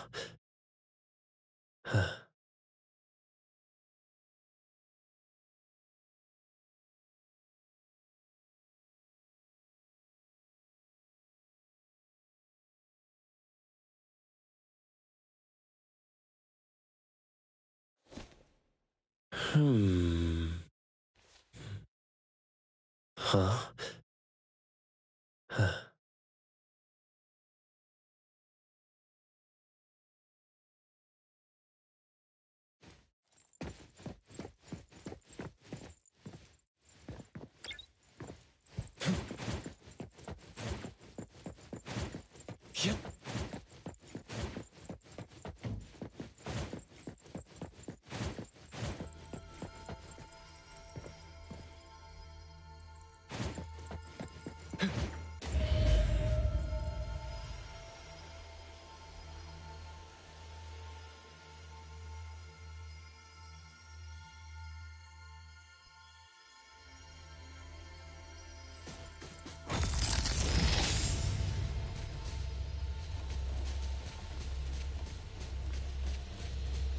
Nice work.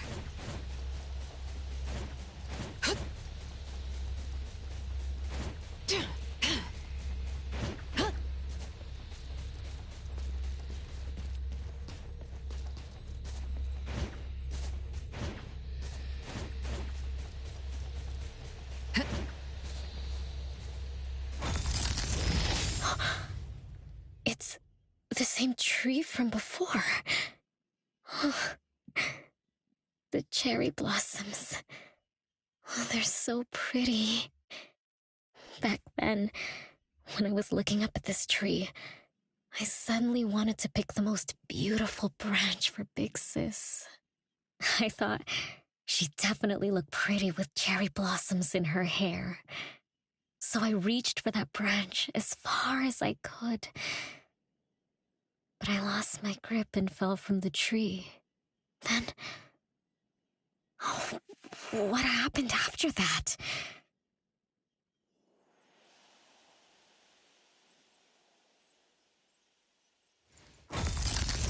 This is the crooked tree we saw when we first got here.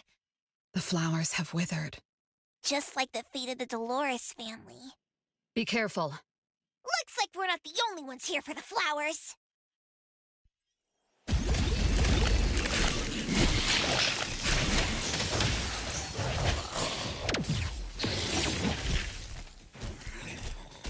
Nice work.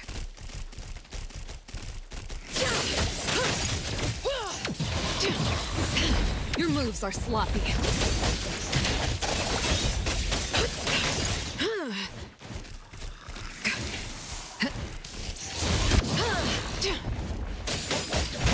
I get it.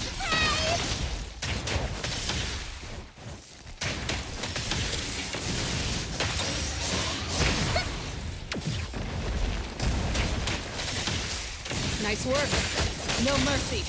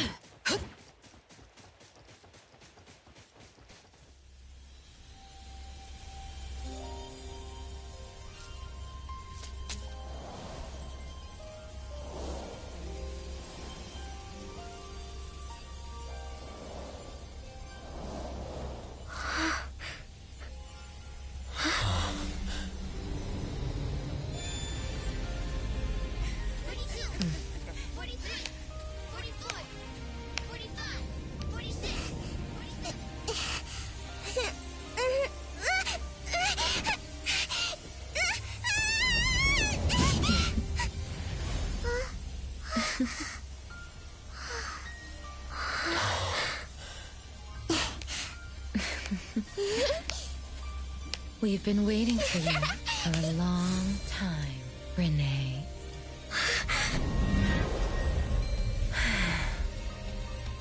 Do you remember the reason we were born? And the purpose we must serve?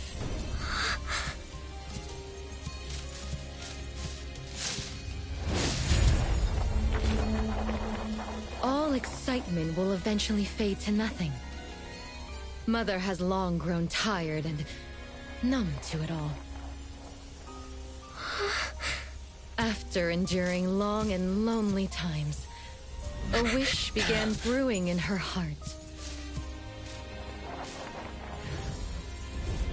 We thus awoke to the blazing call of Mother's heart and came to her side.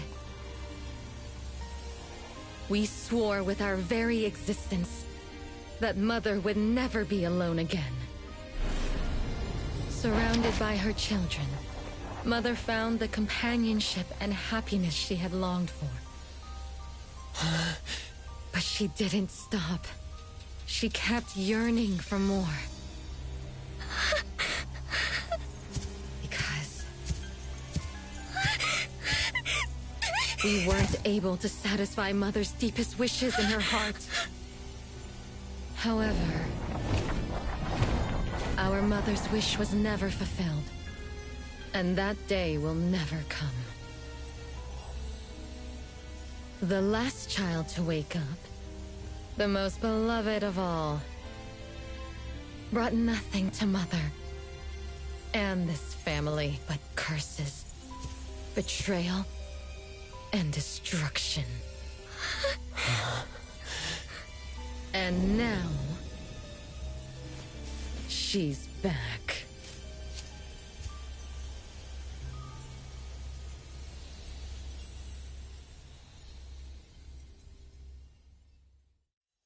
Do you remember?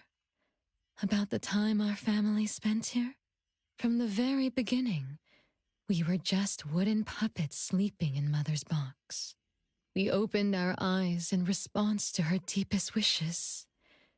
We answered her calling from the depths of her heart. Teresa, Elliot, Yvette. One by one, the children woke up and gave everything they got to put a smile on Mother's face. Those names are the same as the puppets found by the Bureau. This was Mother's miracle. She gave life to the wooden bodies of her puppet children. All of us shared Mother's gift of eternity. In return, we brought her laughter and companionship. The happy times seemed to last forever. But Mother still felt lonely. She was still yearning for more. As long as Mother's wish remained unfulfilled, more children would continue to come to her side. And you, little Renee, are the last child to receive her favor, and the one she treasures most. So, we used to be puppets, and I woke up because of Mom's magic. That must be the Esper ability of Lady Dolores. Our existence, our calling, and our purpose. Everything was dedicated to Mother. Thank you for helping me remember all of this, Big Sis. Unfortunately, you abandoned all of our duties. You betrayed us and committed an unforgivable sin. Sin? I don't get it. You forgot your family. You even forgot the sins you committed. But that's okay. I'll make you remember everything. That's exactly why I am here. The sin is recorded on Mother's registry in the study. Won't you go see for yourself? You could give us a better explanation. Everything started because of you. My ignorant little sister. Oh, wait a minute. Don't leave me, sis!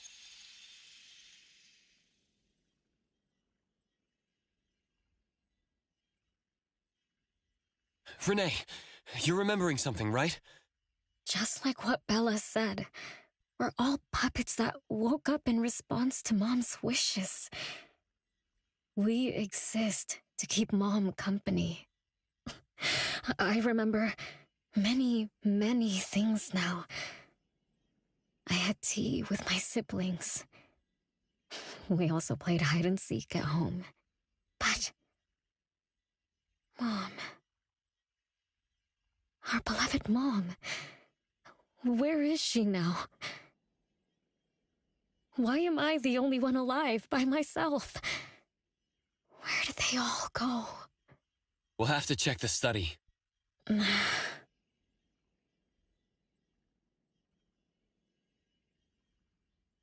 What's going on? I have no memory of that place, but I feel scared. There is something in the study.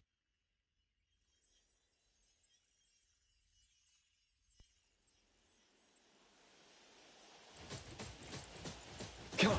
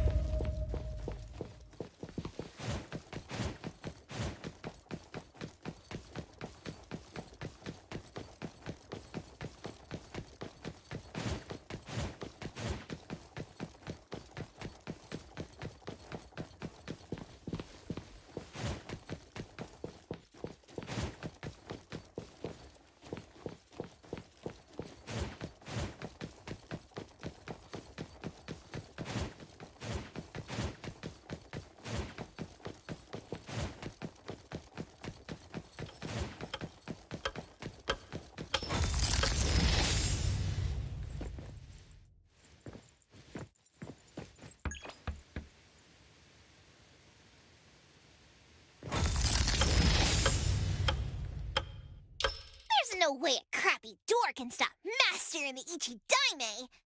This is the only locked room in the whole place! I smell secrets! Do not let your guard down. Be careful. Yes, Master! Another grandfather clock? Ugh, either Lady Dolores is a clock nerd, or this anomalous realm is related to the concept of time. Something feels off. Let me look closer. Wait, Nanalie. It's the anomaly that attacked Renee. I think it doesn't want to hurt us. We're not its target. Renee is. What was that thing about rule-based anomalies again? It follows rules. It only starts moving at exactly 9 o'clock, and its target is just Renee. You're right. Even if we attack it now, it'd likely be as futile as last night. If Blackbird is right, it only nullifies itself after completing its mission. It's getting closer to 9 o'clock. We need to find Renee as fast as we can. I don't know where everyone else is. I hope she's not alone. Let's search the area first.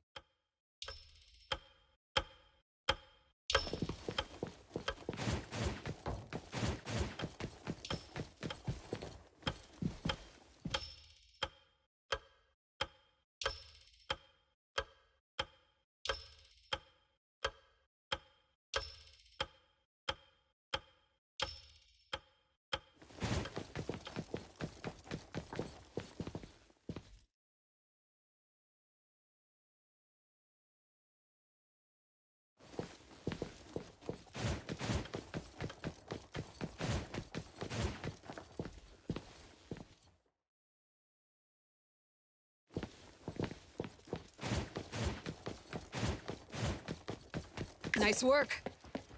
I'm gonna show you how a great teacher makes a great student!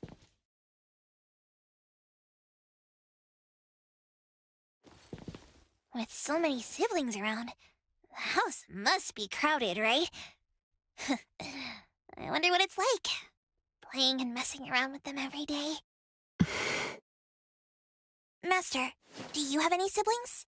Yes and no. I did once live in a garden with many sisters, but none of us were related by blood. Huh? If you're not related at all, why did you have to live together?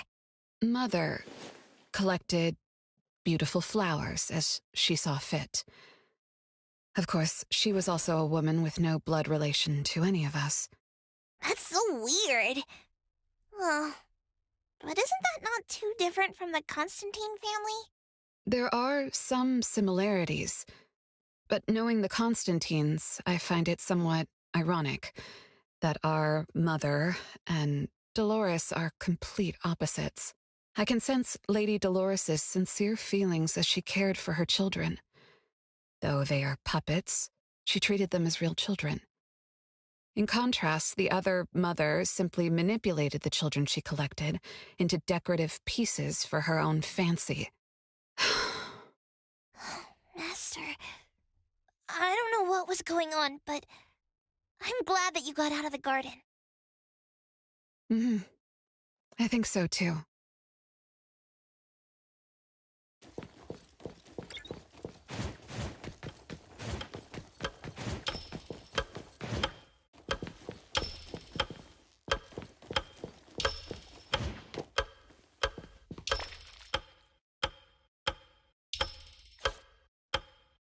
Chances are, Lady Dolores has met her demise. Only Renee's number is different. We won't let it turn into 0. The curse of eternal life, a fallen family, a blank tomorrow. Hints about time are all over the place. Could the numbers represent lifespan? Huh? Let's see.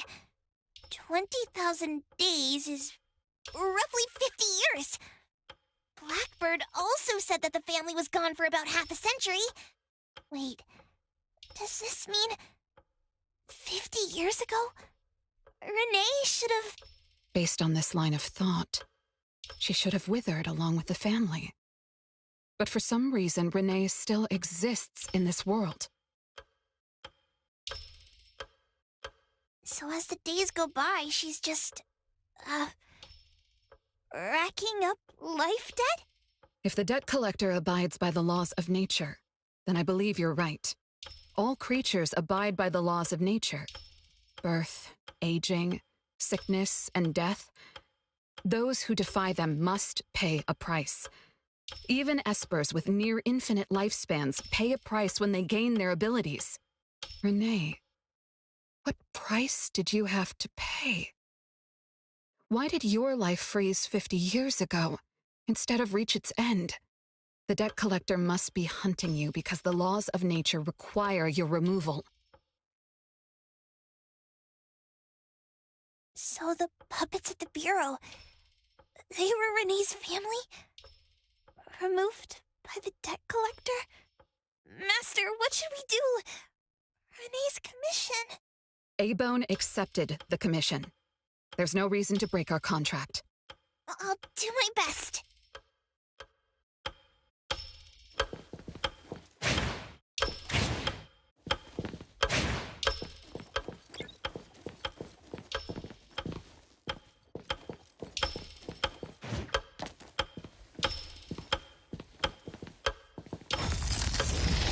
You know? Yes, Mother. Even though you never allowed us to enter the study and never let us touch the registry, I understand. All the siblings, except for Renee, can hear the approaching footsteps of death. Each day we spend with you brings us one day closer to the end.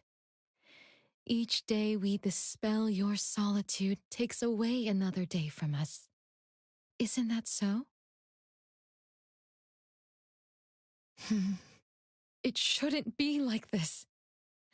As your creations, we are willing to warm your empty heart forever and bring you to the happiness you long for until you no longer need us. But she ruined all of this. When she was born, that cursed registry appeared in our home. Our names were written on its pages, and with them, numbers marking our precious days remaining in the world, slipping away with each sunrise. When Renee was born along with the curse, we realized the countdown began to tick steadily, and we knew all too well that our magic will fade away. There aren't many remaining days for us to serve you. In our final moments, we want to do everything we can to make you happy. But Mother, we don't understand. Why are your eyes solely fixed on Renee? Teresa planted exotic flowers. Elliot made sweets to your taste. Yvette designed and tailored clothes. We gave it all to win a smile from you. Yet what we receive is but a blind eye. Renee is the worst of us all. Always noisy, endlessly crying, habitually screaming, and forever demanding of your attention like any other selfish child. Is that how that child expresses affection? Or do you find love or joy in her tantrums? We don't understand. But we do know one thing. That selfish child never loved her older siblings, despite all the care we gave her. Does she even see herself as part of the family? Or perhaps, being as cursed as she is, her only purpose is to destroy us. None of that matters. But your name also appeared on the registry. Does that not matter at all? The youngest daughter that you love most declared the end of your life. Because of our existence, the numbers on the registry representing your life are depleting. When the numbers reach 0, we will fall asleep with nothing left but gratitude. Fortunately, even when the numbers reach 0, you won't pass away. You were long banished from this world by that thing. You have never lived in the present. Even when the clock of fate dictated your end, as long as that thing offers you protection, you exist beyond the laws of nature. Yesterdays, todays, and countless tomorrows are all but the present to you, as you were forever frozen at that moment that thing took effect. Beyond that point, time no longer works on you. In the endless nightmares she brought upon us, this is the only thing we are thankful for. The malicious curse will never harm you. But even so, I won't forgive that child. Ever. Bella, managing family affairs has drained you. I'm tired too. Doesn't someone need to spend time with that child later? I understand. As you wish, Mother.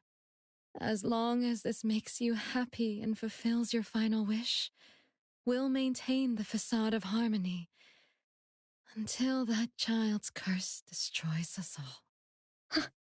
No. That can't be right. Did I curse my own family? Am I the bane of my family, causing its ruin? Did I steal Mom's love away from the other siblings?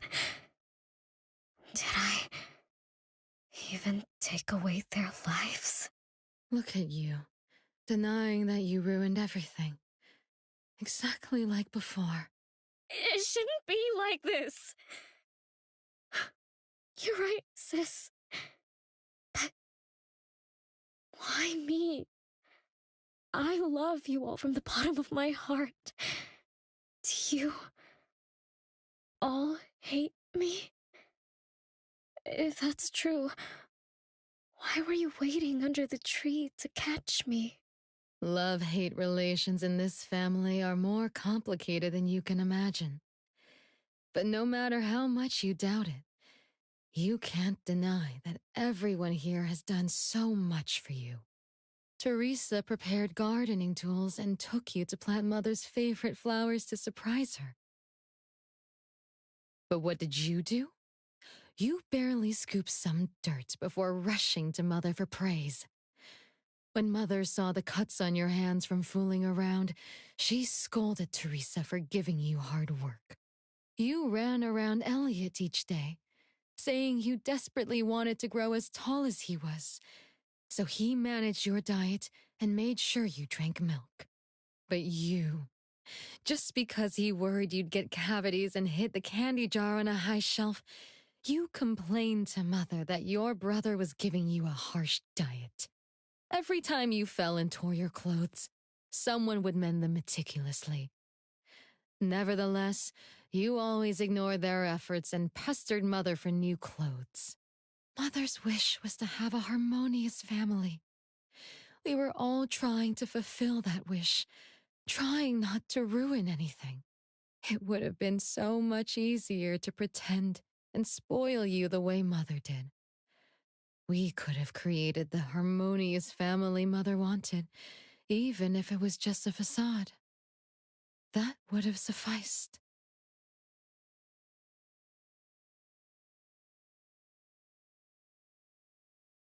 But we couldn't. Even after all your mistakes, we couldn't help but love you like real family. You were our most precious little girl. However, in the face of death, in the face of the curse you brought upon us, even the most sincere love wears out. From the moment you were born, we've been shrouded in the shadow of your curse. The most unforgivable thing is, Mother, she who brought us into the world, was the one to pay the ultimate price.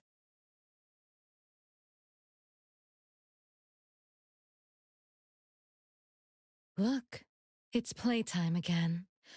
Your favorite game of hide and seek. You were always the worst at hiding. Anyone could find you easily. You were bad at hiding, but worse when you were it. Once, you turned the house upside down and still couldn't find anyone. I remember.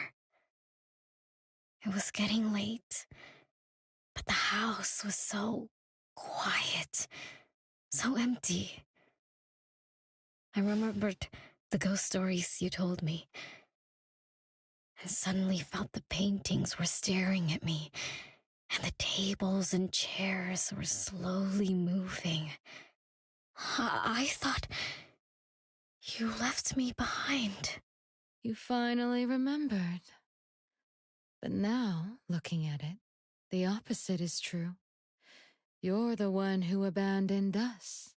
When you started wailing that day, we came out of our hiding places. Do you remember what we told you? We are a family, and we'll always be together. That's right. Good girl. Time is up for hide and seek. Once again, you're all alone. Come find us. I'll be it? This time, you have to find all of us. We'll be waiting for you.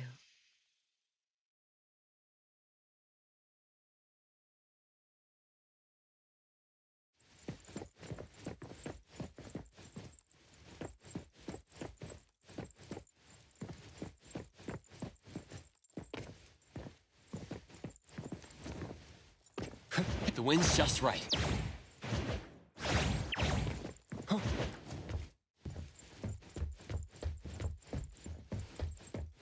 Perfect angle.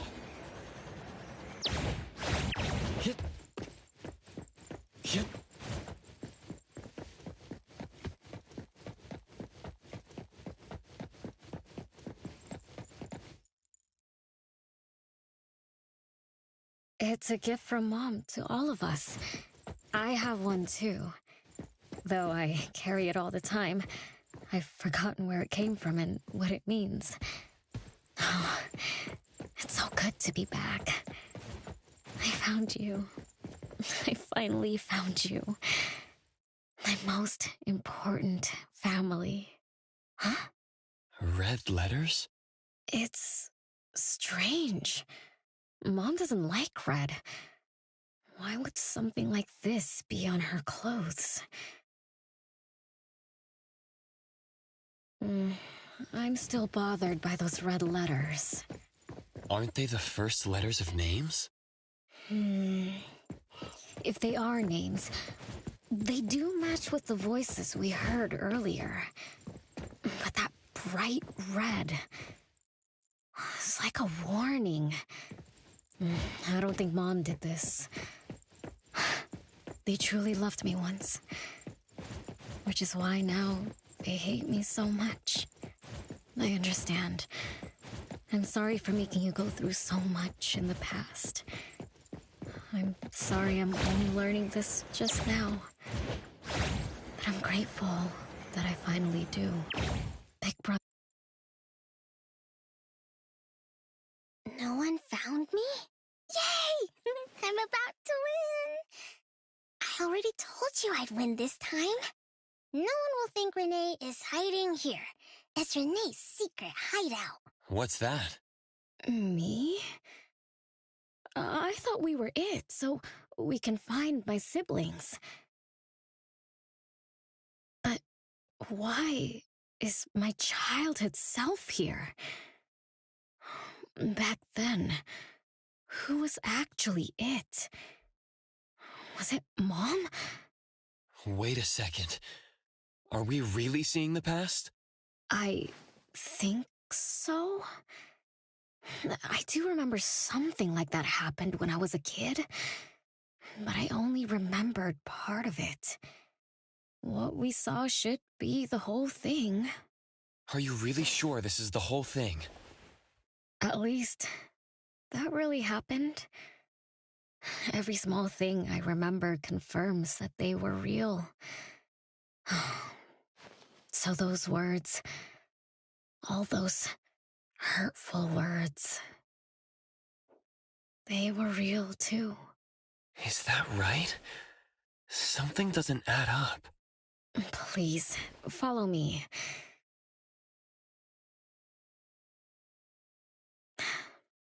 That's my hideout.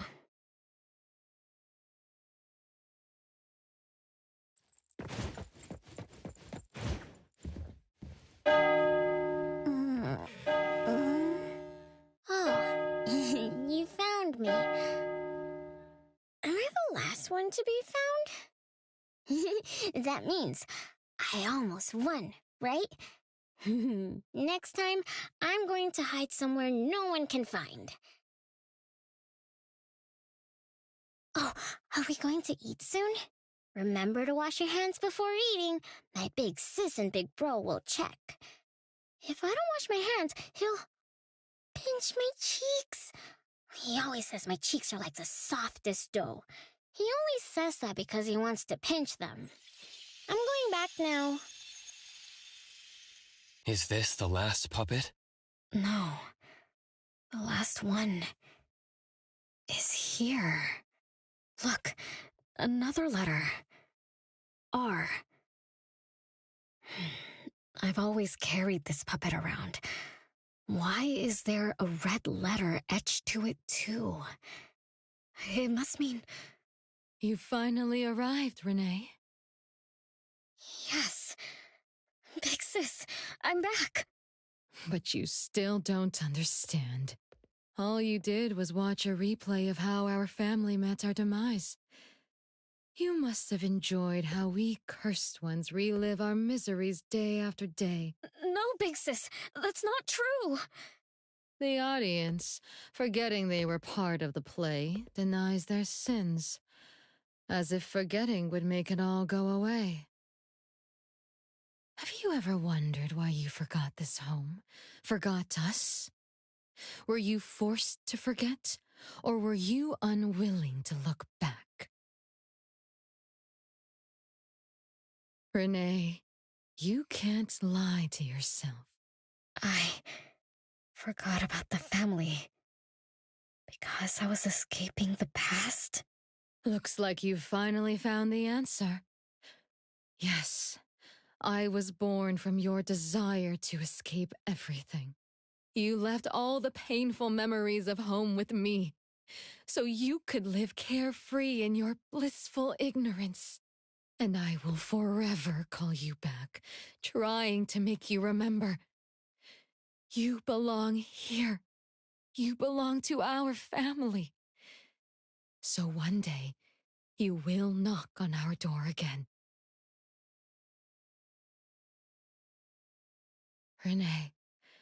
Renee, what feelings do you carry as you come home? Now that you remember what happened when we were children, now that you know of the curse you cast upon us, are you shaken? Do you even feel the slightest bit of guilt? You won't. You've always been selfish, greedy, and reckless. You betrayed the very purpose we were born to follow. To love Mother, to be with Mother, and exist only to fulfill her wishes. I'm so sorry. I'm so sorry. You shouldn't apologize to me. Have you ever thought about our mother? Our mother who exists outside the flow of time? What could be her ultimate fate? Mom? What happened to Mom? She gave you everything. All her love, all her life, and that thing. Her eternal present, which would have sustained Mother's immortality.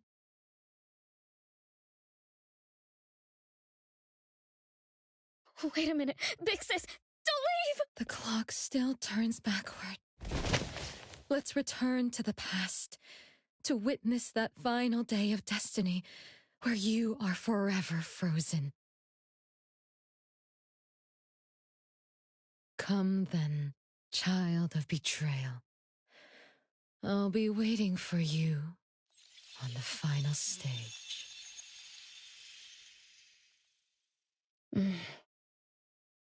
Yes. I betrayed this family. I lived in a daze. Left my family behind. Just to forget my own sins and escape from my endless guilt. That's sin. An unforgivable betrayal. I lived for so long, without purpose. Until today. Renee? Look. This is the message my siblings left behind. I'm not just the cursed child. I also betrayed this home. Betrayed everyone. Betrayed Mom. But my family is still calling out to me. I still have a chance, right? If only I could go back to the past. Back to that last day at home. There's only 2 hours left. I need to find a solution soon. I should talk to Renee about what just happened. 7 o'clock. Time for dinner. Renee? Wait, where are you going to? Oh, hurry. The food's getting cold. Food getting cold? I can't keep Mom waiting for too long. I can't make her sad. Renee! That is not allowed. Absolutely not. I can't get to Renee. She's completely lost in the past. Let me organize the clues I've gathered so far. Could the curse in this family be the rule-based anomaly that attacks Renee every night? After all, Renee and her siblings likely aren't entities that abide by the laws of nature. It does make sense to be targeted for that reason. But if that's the case, why does the anomaly only appear when Renee wakes up? Shouldn't the anomaly that enforces the laws of nature have appeared with the first child? Can we really trust this Bella? Something's not right. Also, why does the puppet Renee carry also have a red letter on it? Are these things caused by the anomalous realm?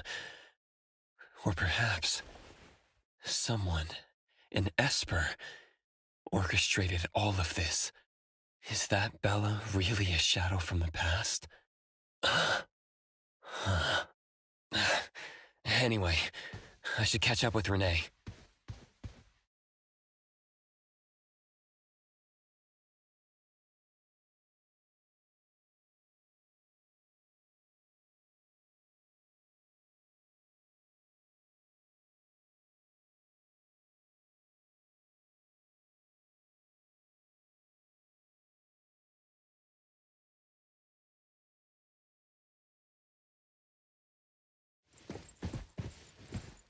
Yep.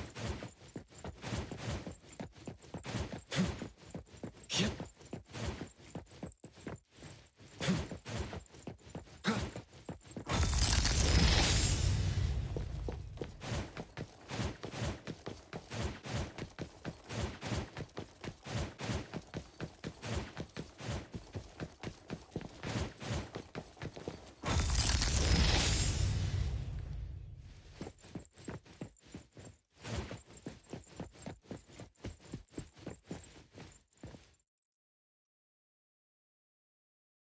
What's wrong, Renee?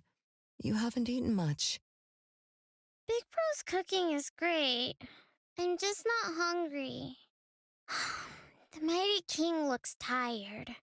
He's not moving at all. Won't even sing anymore. Your little cricket? Yeah, my favorite one. Did the Mighty King die? He was still wiggling his whiskers around confidently yesterday. Or maybe he's just in a bad mood, like me. I don't know. In my garden, the cherry tree sprouts green buds, while my little Renee blooms with laughter. Each day, withered leaves drift down, returning to soil, resting peacefully with insects that will never sing again. Such is life, a circle without end. Don't be sad. You'll catch new crickets, with shinier shells and better songs. But I want to play with the mighty king. He's been with me for a long, long time. Is there anything after death? Will we die too? I know. It's a world where you're all alone. No mommy, no big brothers or sisters. Just a world that's always dark. That sounds scary. I don't wanna... Scary? You're funny, Renee. Can't move, can't hear, can't see. That's no different from when we were sleeping in our wooden boxes. Dying isn't that big of a deal. Being alive is much better. I want to be with Mom and everyone forever. Appraiser, you're here.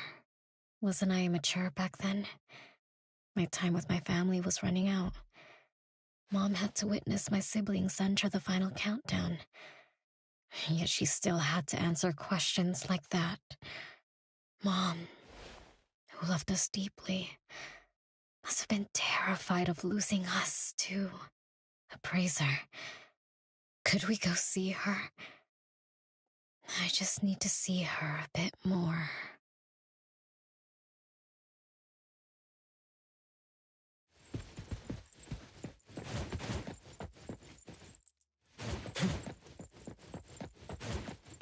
Come on.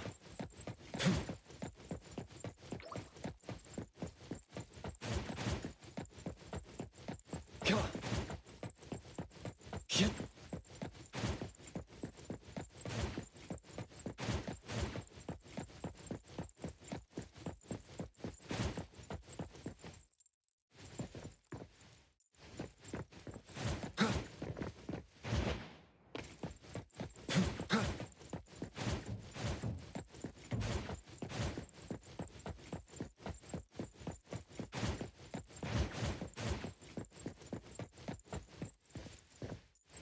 Come on.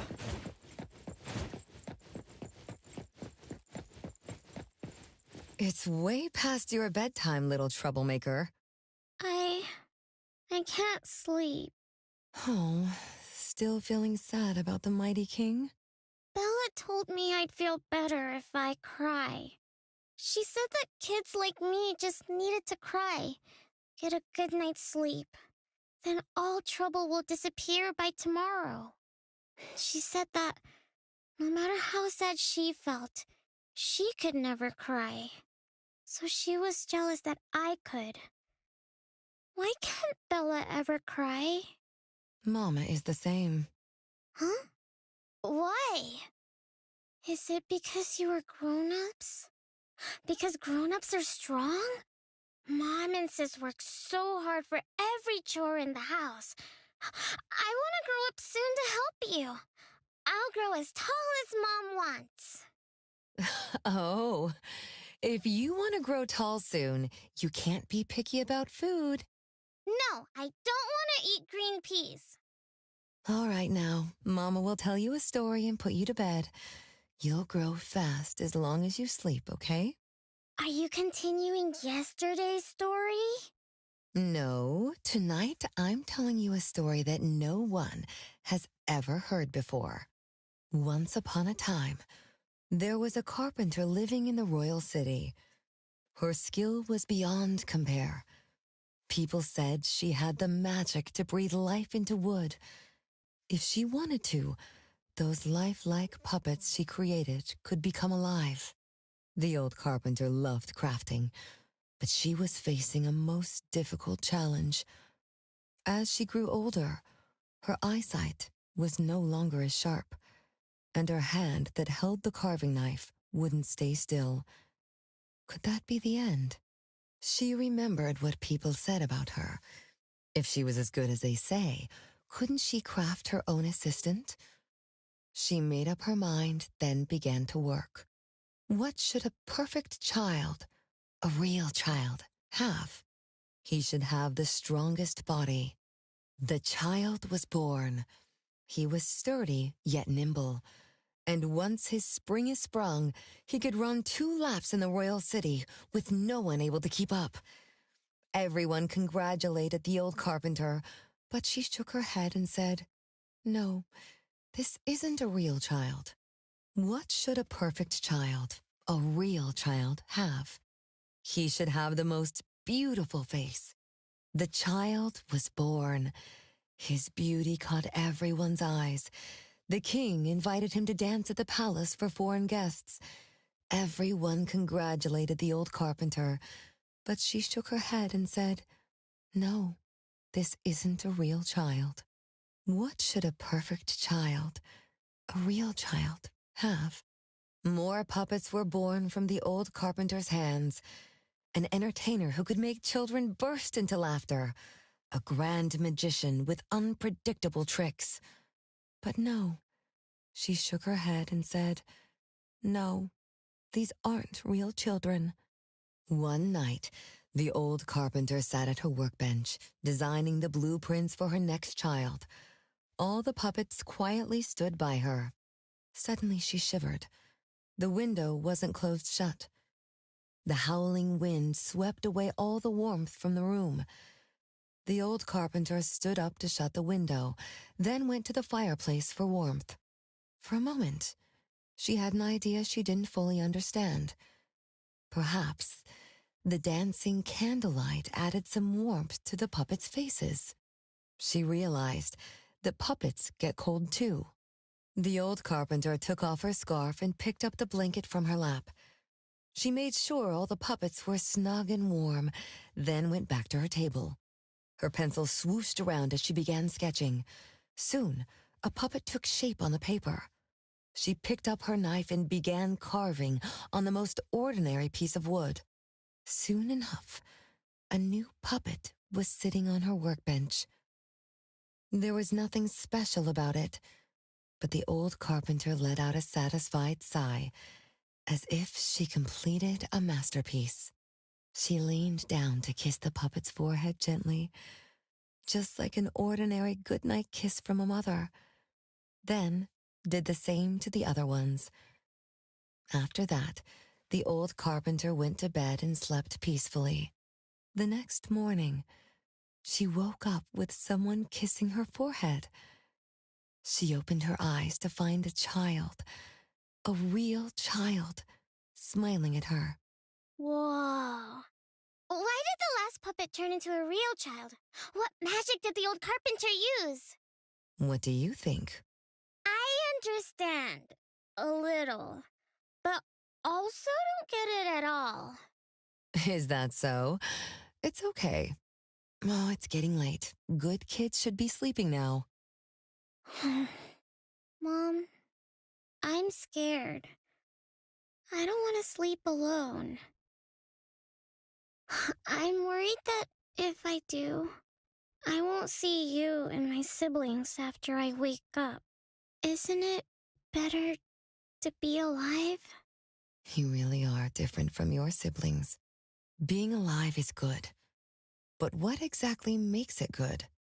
I can eat meals with my family, or play hide and seek, and listen to Mom's stories every night before I sleep. How wonderful! Mom, don't you think days like these are wonderful too? You're right. This is the best life being with you. The best times in Mama's life is when I spend time together with you, my family. No, it's not. When I grow up and can do so much more, that's when it'll be Mom's best time. By then, I'll be so tall that Mom will be surprised. I'll be able to reach whatever Mom needs to reach. Then I'm going to learn how to drive. I'll definitely be the first one in our family to drive. Once I learn, I'll take our whole family on picnics. When I grow up, I also want to... Mom.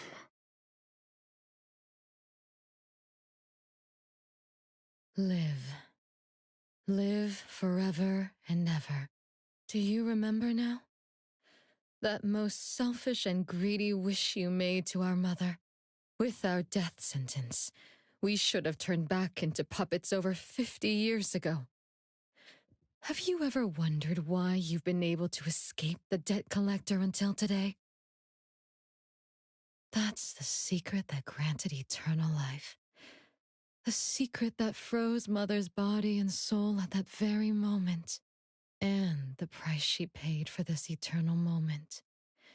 Exiling herself out of the mortal world, living without worry or care, without joy or sorrow, without thought or feeling. She should have been enjoying her unmoving life, and we should have been nothing but puppets she made on a whim, with the sole purpose to serve as her children. All we had to do was live under Mother's roof, love her, be loyal to her, and fulfill all her wishes. It should have been that way, even when faced with the registry, faced with the curse you invited. All we could do was to give everything we got and do our best to fulfill our mission until the countdown ends. But what about you? You endlessly sought for Mother's attention, affection, and everything she could possibly give. Now tell me, on that final night, what did you wish from Mother? I told her I wanted to grow up fast. That's right, honest child. And then?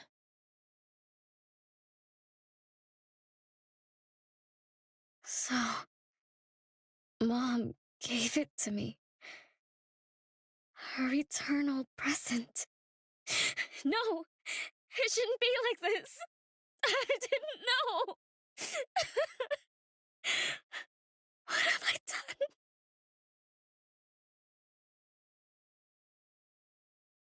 Renee, it's not like that. Yes, the eternal present that should have protected Mother is now in your eyes. You didn't just betray us, but also the person who loved you most. So tell me, how does that make you feel? Guilt? Regret? But you don't need to apologize to me. We'll forgive you, and Mother will still love you. You're still our adorable little one, our innocent troublemaker. Forgive me? I can still earn your forgiveness? And Mom will also? Yes. As long as you give up the eternal present, cleanse yourself of your greed for life, we will forgive you for the sins you committed. Come, Renee, my sister. Come to us. We're all waiting on the other side to reunite with you, never to be separated again. Don't listen to her! I...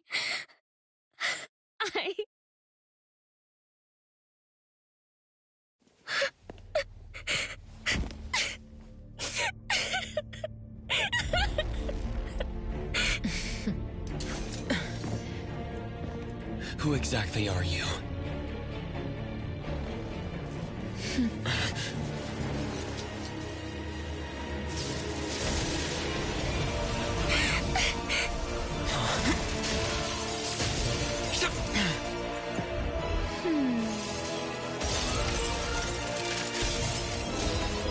Watch out!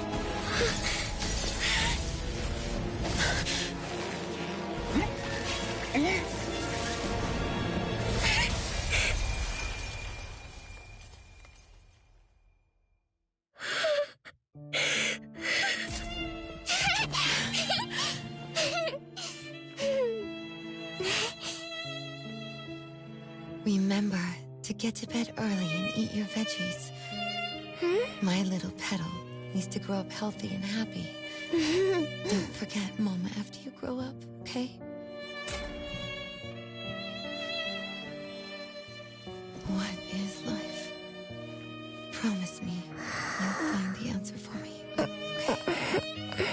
Where are you going?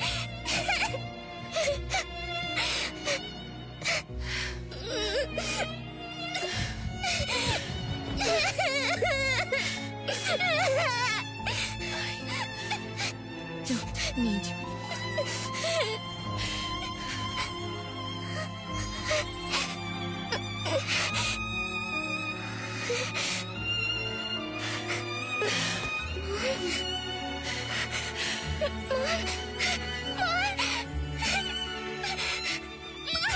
Don't go!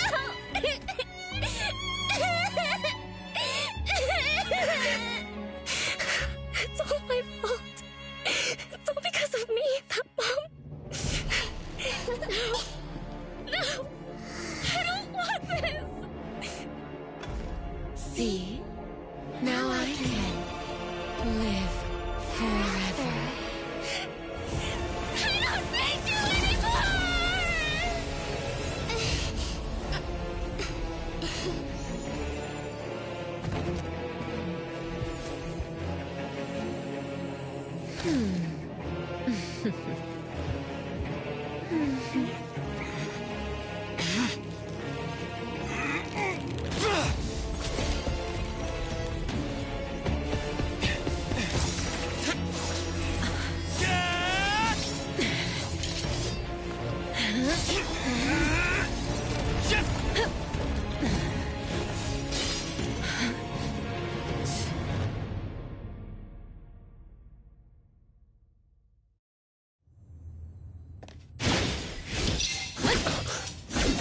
Be careful. Rage, hatred, resentment. What fierce emotion. As if engulfed in flames.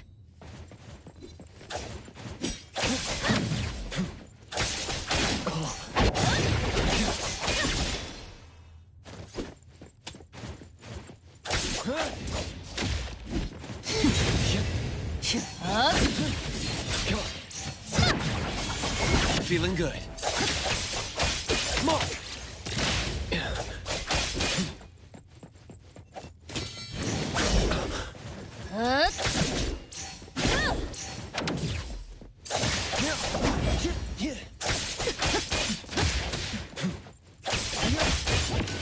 Now is the time. Engrave. Let's finish this. Yep. It's fine. Not too difficult.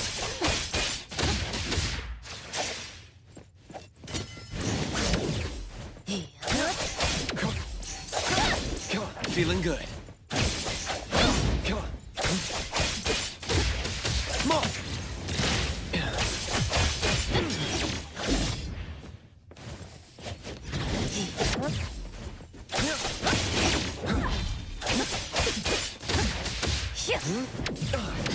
Not too difficult.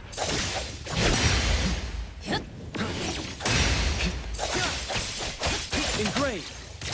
Fake splinter and fracture.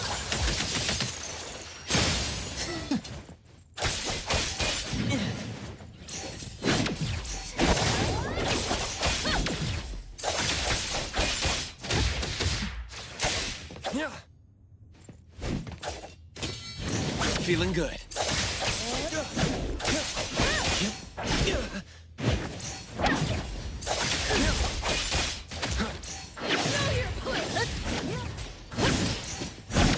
Not too difficult. Stronger than I expected. Let me show you It's something. fine.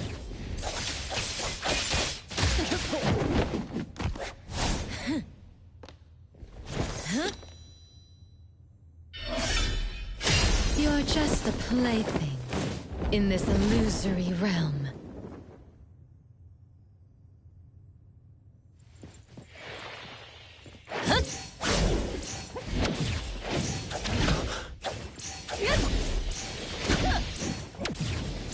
Feeling good.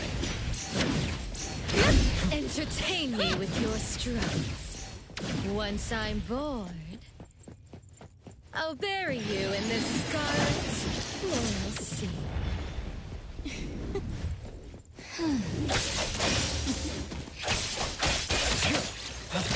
Divide. Slice-Zero.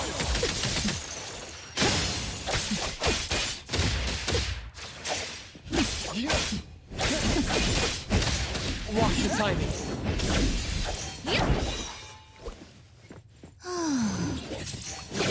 Come on.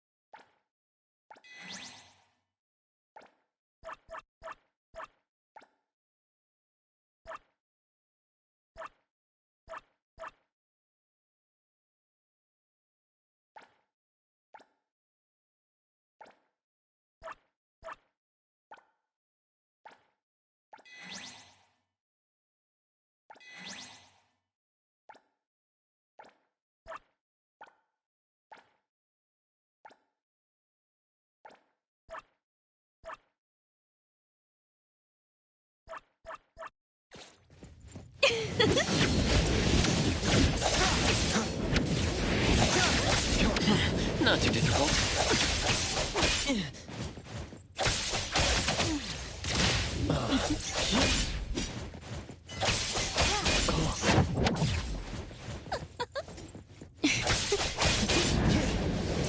Feeling good.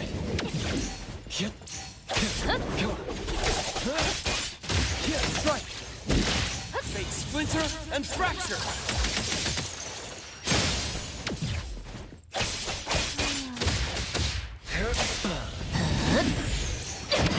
Not too difficult.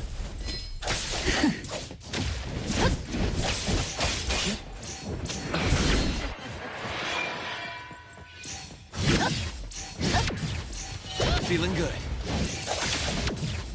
Time for a dance! Where are you going? Mark!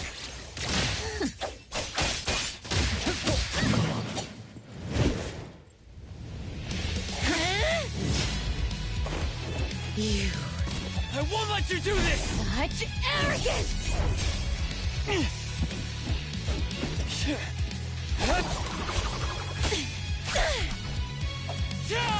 Is that it?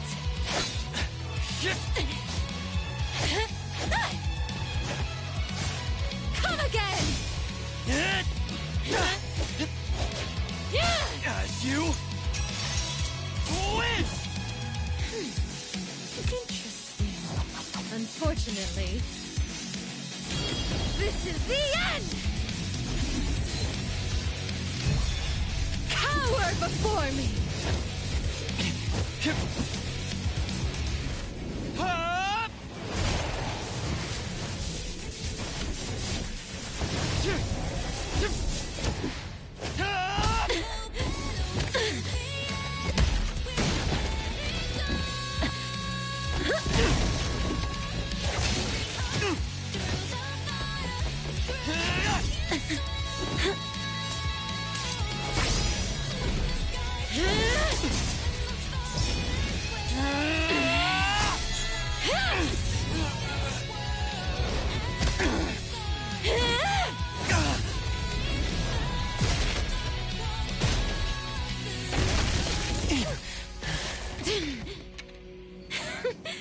That look on your face. I like it!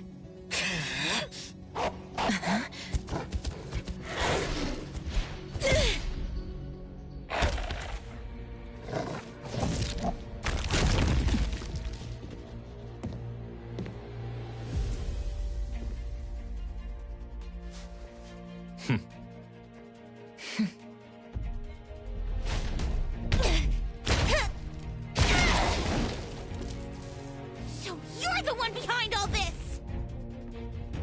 It's you. All at once? Tick-tock, tick-tock. Aren't you running out of time?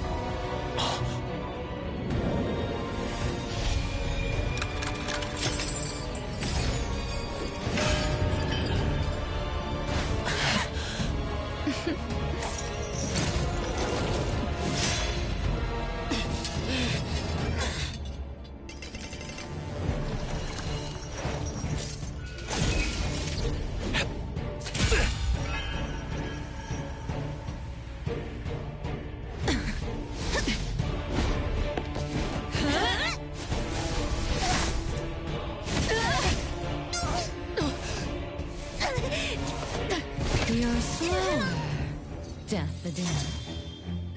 Is this little cutie distracting you? I wonder when she dies, she'd be just as charming!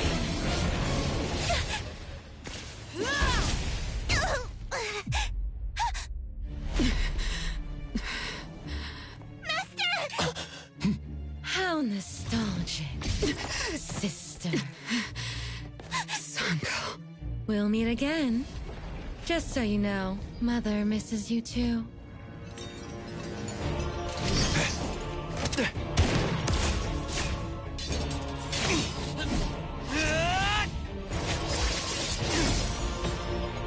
Daffodil!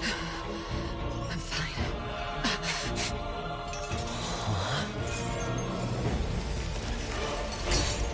It's not over yet.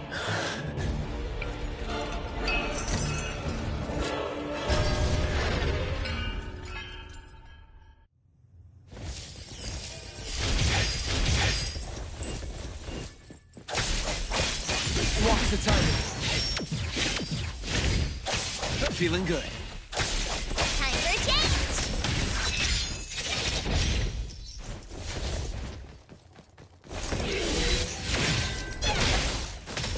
Nice work.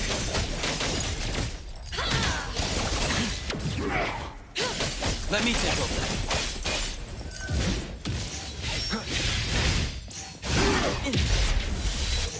My mistake. Hero to the rescue!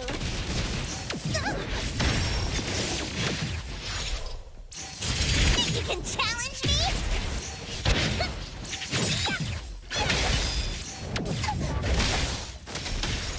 Nice work.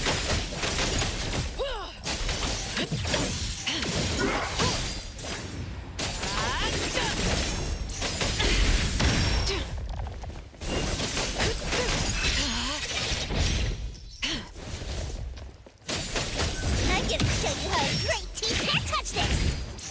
Just warming up! Chasing that! The city's mine! Nice work. No problem. What you see is an illusion.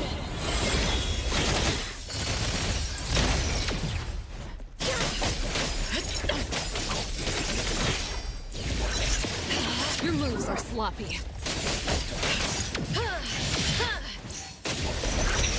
You don't know how to give up. I'm gonna show you how a great teacher makes a great student! Think you can challenge me? Nice work. Saw it coming.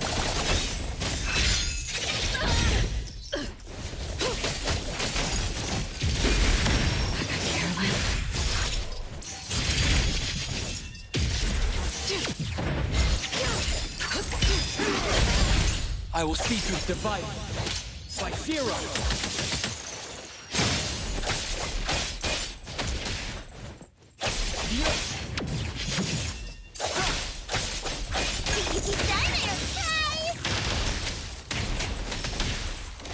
Trust me. Here I am. No mercy. Nowhere to hide.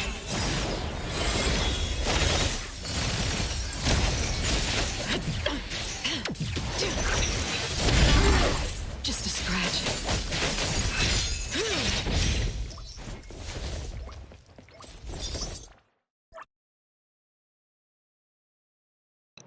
Oh my god, I almost died.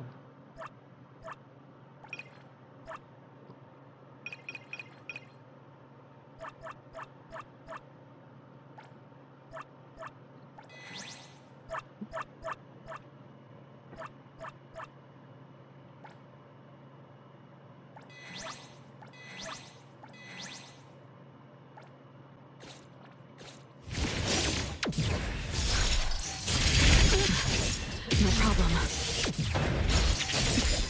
I got careless. I got a bit. Your moves are sloppy.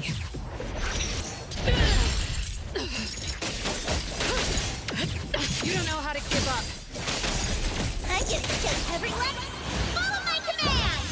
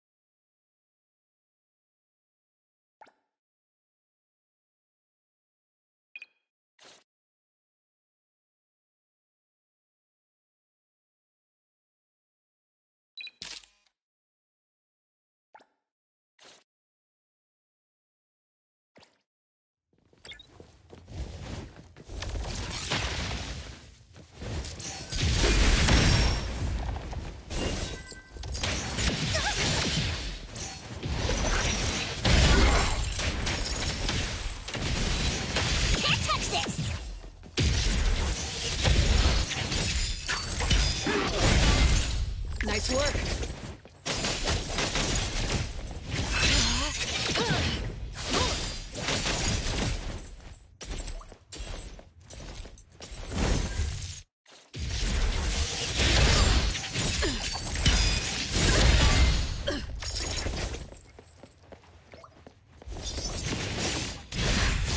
No problem. Trust me. Here.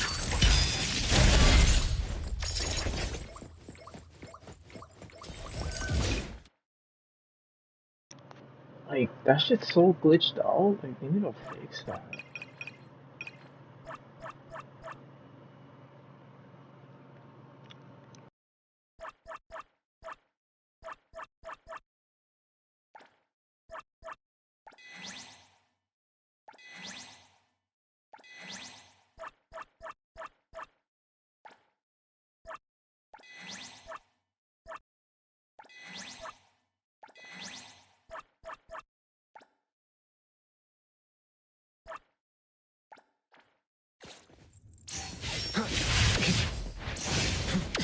Not too difficult. Fate splinter and fracture. Leave it to me. You don't know how to give up. Just a scratch.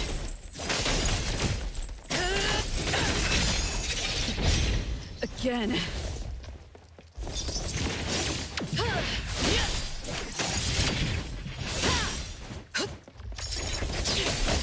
Your moves are sloppy.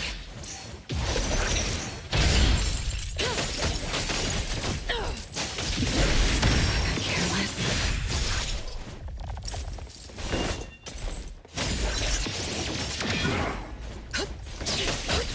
You don't know how to give up.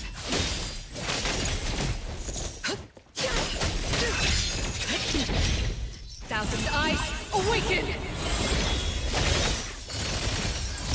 Saw it coming. I get the shape.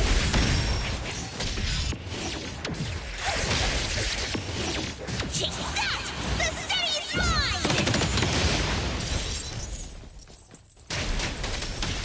Nice work.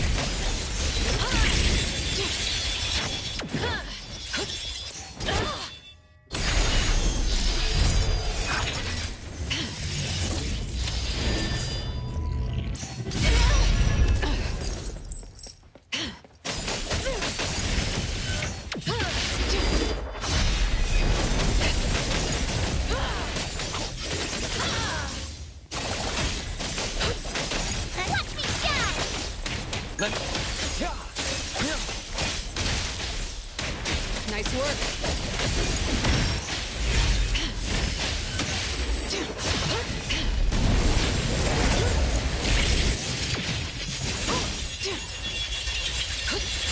Your moves are sloppy.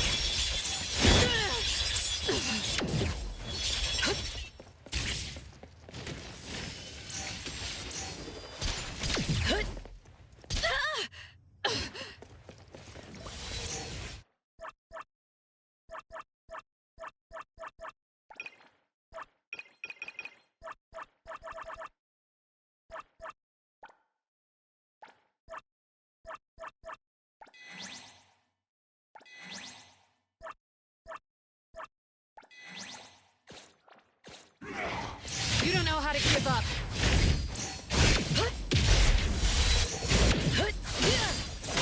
I'm gonna show you how it's right. I will see through the neck. Let's finish this! Here I am. What you see is an illusion. Nothing can stand. Predictable.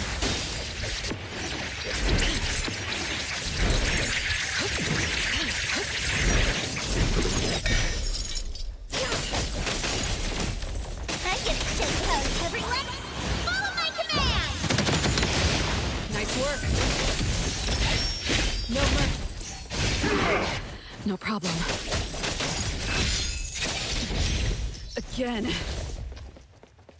Let me take over.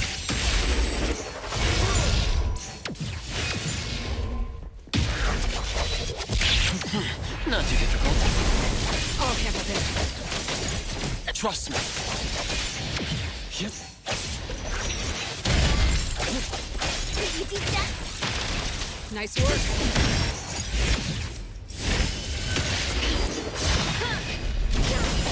I'm gonna show you how a great teacher makes a great student! Can't touch this!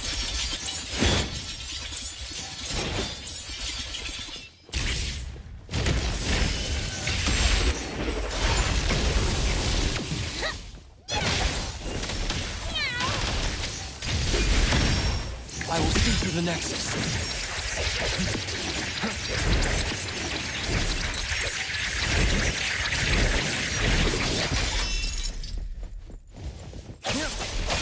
Leave it to me. Saw it coming.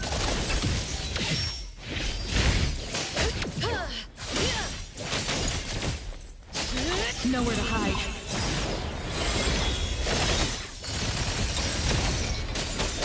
Let me take over.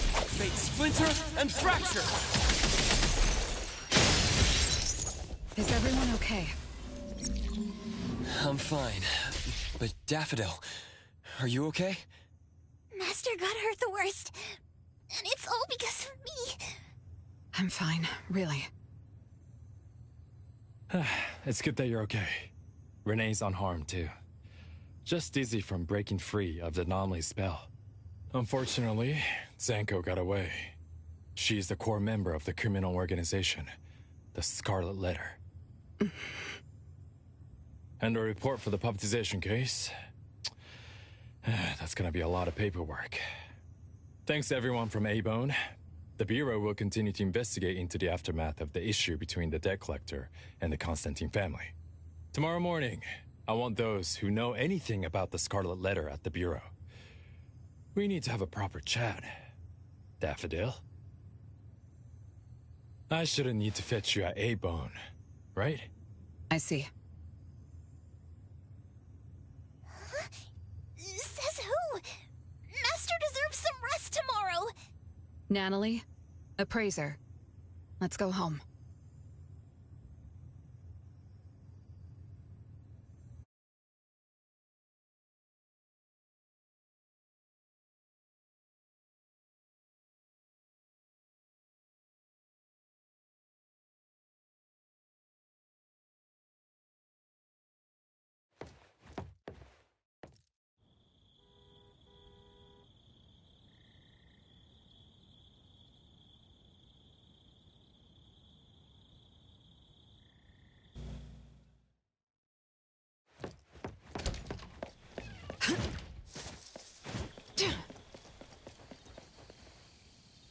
How are your wounds? You should rest earlier tonight. It'll be fine soon. And how are you? Are you okay? Her Esper ability can affect people's minds through auditory and visual hallucinations. I see. So all the stuff Renee and I saw were illusions layered on top of the debt collector's anomalous realm. Or rather, an illusory world tailor-made to her understanding of Renee, after thoroughly excavating Renee's thoughts and feelings. In other words, Zanko used her Esper ability to alter the family's history, making Renee believe she was responsible for her family's deaths, leading her to voluntarily give up her eternal present. The eternal present probably requires the owner's verbal consent before it can detach itself. An anomaly that can grant its host immortality must be incredibly rare. The Scarlet Letter has acquired more than one rare anomaly. The incident at the Abisu auction was also their doing. With these reckless hits, it's like the Scarlet Letter is announcing their arrival at Hetero. This is just what their leader, Madame T, will do to demonstrate her superiority. Lady T... Is she the mother Zanko spoke of? When she said Mother misses you too, could it be? I should have killed her back then. So, Zanko used Scarlet Letters to spell betrayer. She could be considered my adoptive mother. I don't deny that she gave me the first home I knew of. It's true. I was once a member of the Scarlet Letter. No wonder Chaos spoke like that. He must have known that Daffodil was a member of the Scarlet Letter, the criminal organization he's pursuing. So Zanko went through all this trouble just to get the Bureau's attention? Hey, what matters now is that you're Daffodil from the A-Bone Antique Shop. Thank you. You're a good person. It's getting late. Good night, Appraiser.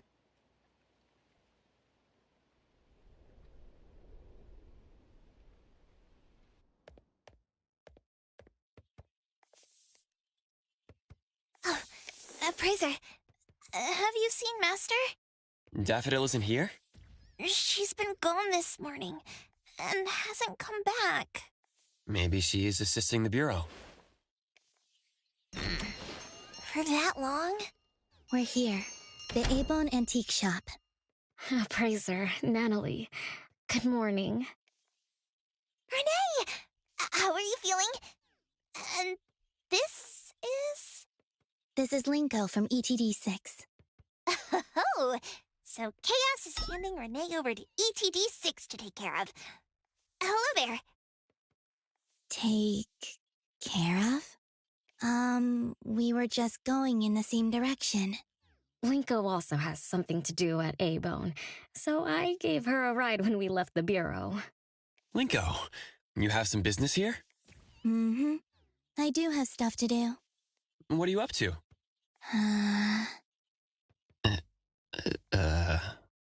Business is already booming this early in the morning. How wonderful. What was I here for again? Tisk, tisk, tisk, you dummy! Don't tell me you forgot what you were supposed to deliver! Oh, right. The delivery. Thank you, Xiaojun. Whoa! What's this? I'm an evil spirit that can devour souls! If you dare disrespect me! Xiaojun is my pet. Huh? I can control your body and eat wasabi if I want to, you know! Not hungry now. Linko, who are you looking for? I'm looking for... Found her. Another new face? Just joined ETD? Yes, the director told me to give you this. Oh my. I told them a simple bank transfer would be fine, but they went ahead and sent someone over. Fresh bills are always so nice to look at, though. I have delivered payment to the A-Bone Antique Shop. Assignment complete. Director Alfard told me that the BAC will cover my commission fees, so that's what she meant. But I still wanted to stop by and thank you in person. Thank you, Appraiser, Natalie, and... Daffodil's not here? Please send her my gratitude. Thanks to all of your help. I learned a lot in the past few days. I went through an amazing adventure. It was wonderful. But we couldn't stop Zanko from taking the Eternal Present. Lady Dolores left that for you, right? Must be something important. Yes. Mom gave it to me. It's a precious treasure that protects me from the debt collector. It froze my life on the day the countdown ended. My time stopped flowing, and I was forever living in the moments between death's arrival.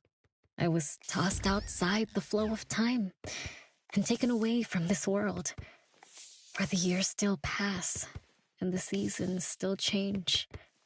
For me, the eternal present negated the meaning of time. I gradually lost touch with my past and became unaware of everything happening around me. Every little thing in life that becomes precious because of the flow of time. In the end, I forgot what Mom and my siblings expected of me. I forgot why I was born and why I even existed. Until now. Was that really living? That was the secret, or rather, curse, of the eternal life Mom and I possessed. Mom was also affected. She found life dreadfully boring, so she hoped that our companionship would ease her eternal loneliness. It might have been fortunate for me to lose the eternal present, but honestly, I gained so much more.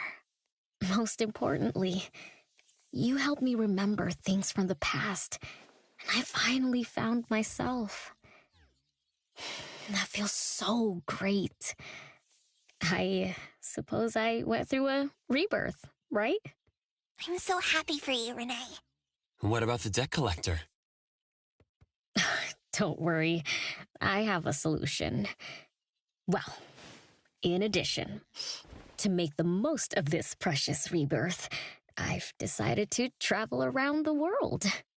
I'll probably leave Hethero for a very, very long time. So for each and every day ahead, I wish you good morning, good afternoon, and good evening.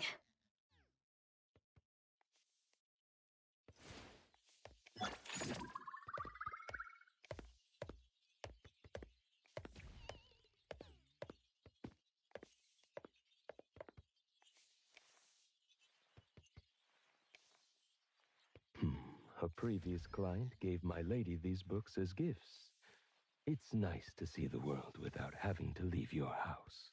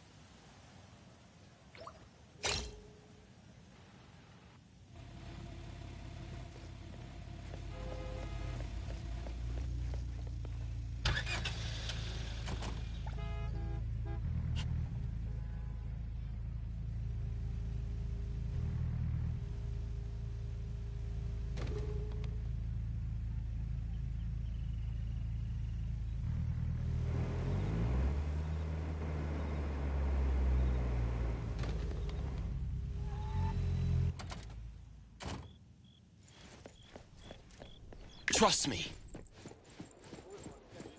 I see. There are instructions right on the screen to guide you. May I see your bank card for a moment? Hello there. Are you here for the Pink Plus heist? It's my first time using one of these.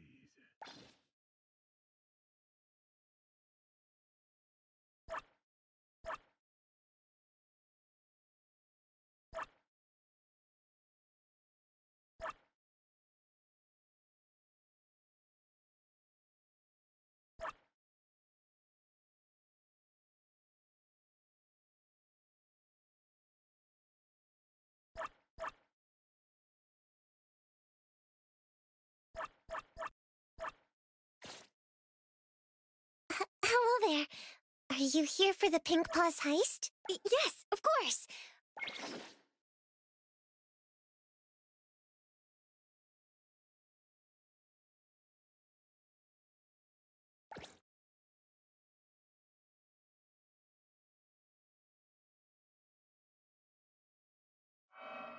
Welcome, everyone, to the Pink Paws Heist Competition. First, let's hear a few words from the organizer, Giovanni Dvorak. Hello, everyone. I am Giovanni Dvorak. In this game, you just need to select what you want and bring them out safely. It's simple and fun. I know you're feeling nervous, just like when I was about to confess to my now wife. Thank you, Mr. Giovanni. I hereby announce that the Pink Paws Heist Competition starts now. Good luck to all participants. We look forward to your arrival.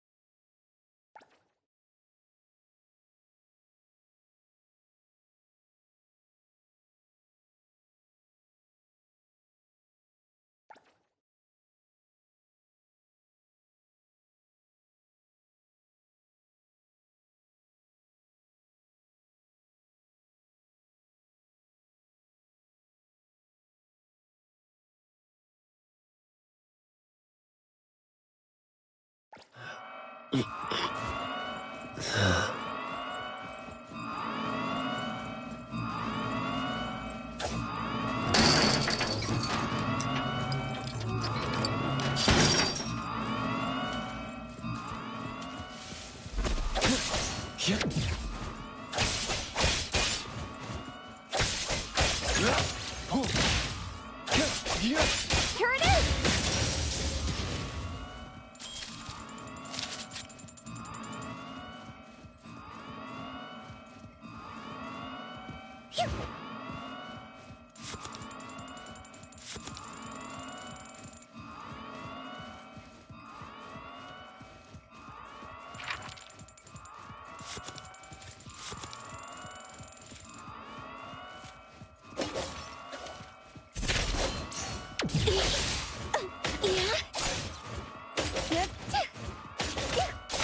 Can you keep up with the wind?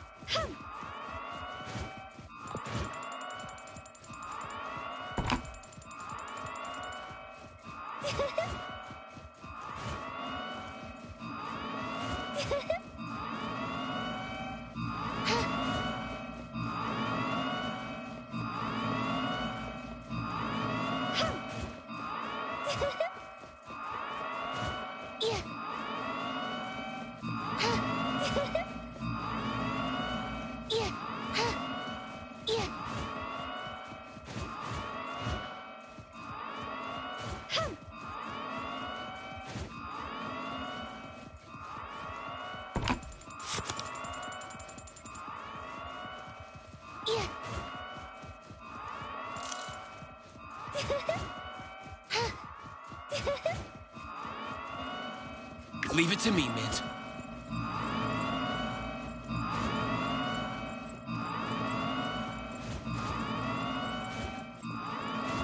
Yep. Go.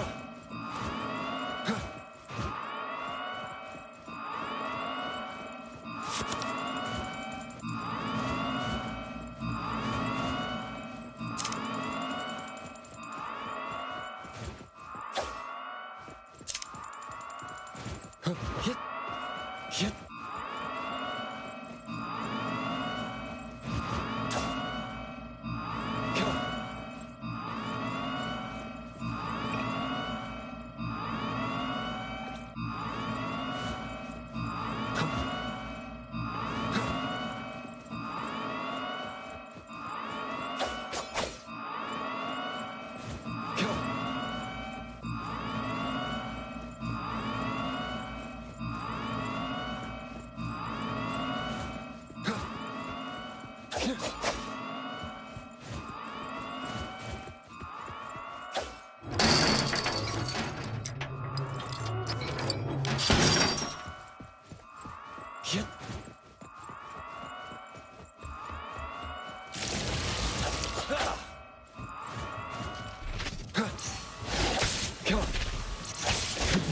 Divide. Slice 0. I'll handle this. Nowhere to hide. Hurt.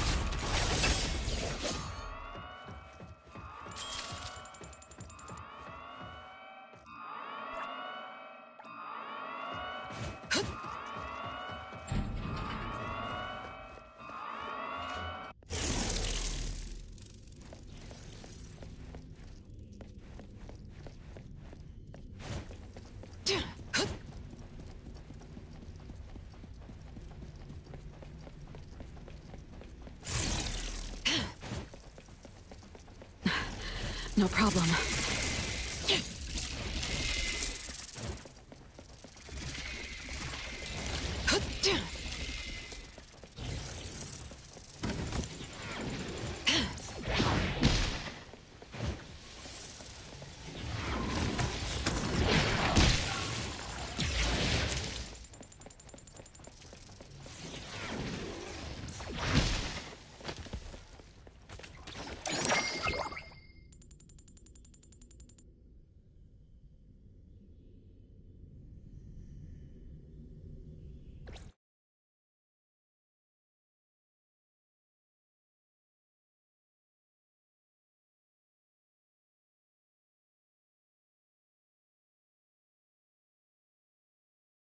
Hello there. Are you here for the Pink Paws heist?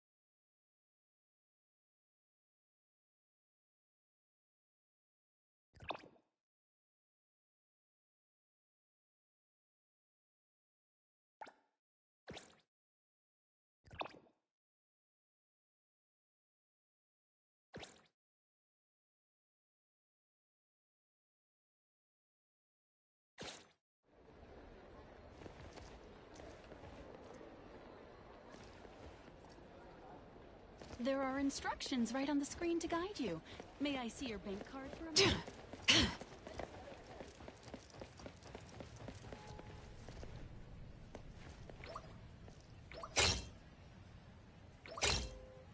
Let me take over.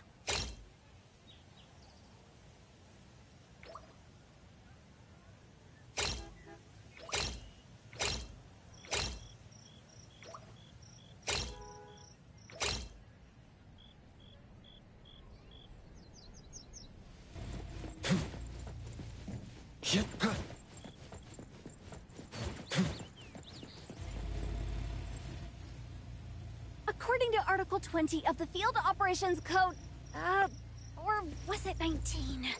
Anyway, please.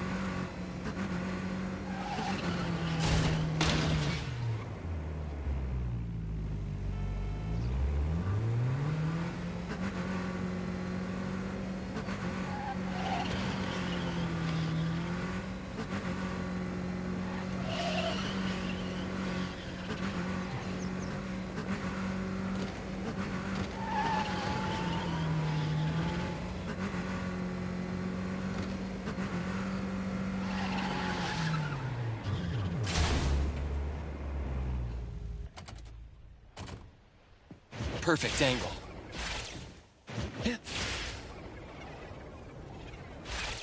Hit the wind's just right.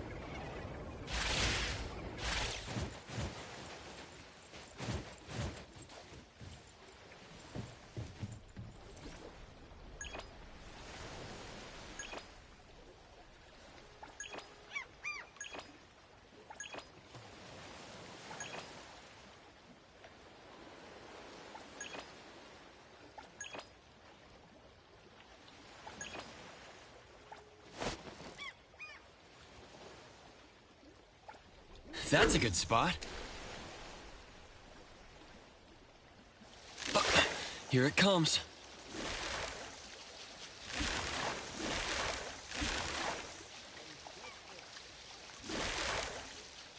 No, it's getting away.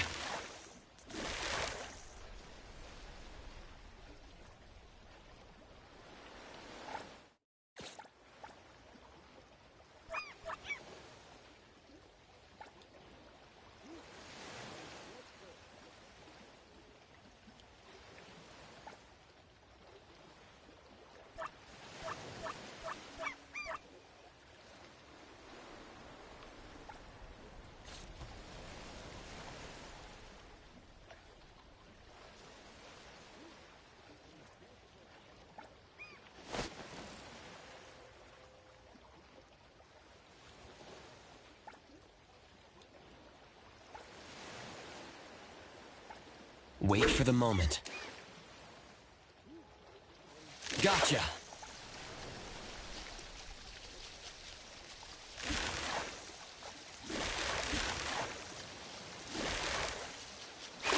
No, the line's about to snap.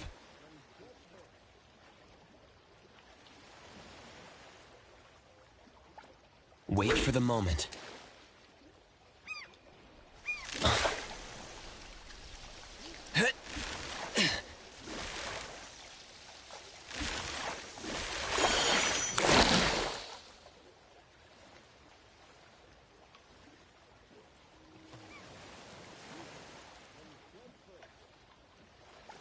Wait for the moment.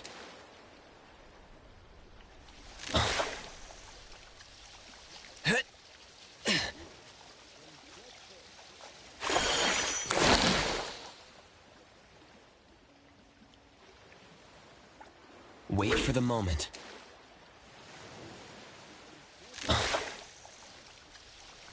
Almost there.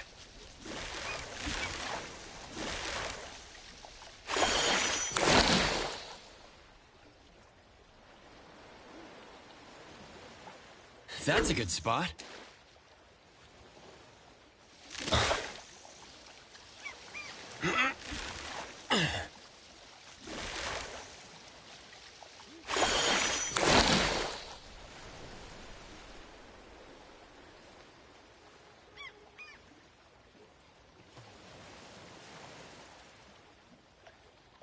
Hope I get a nice catch.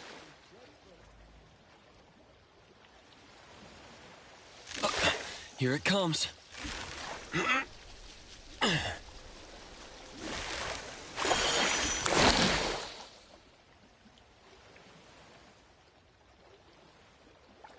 Wait for the moment.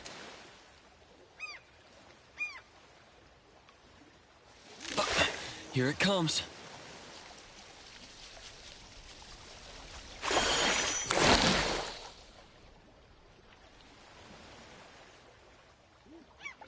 Hope I get a nice catch.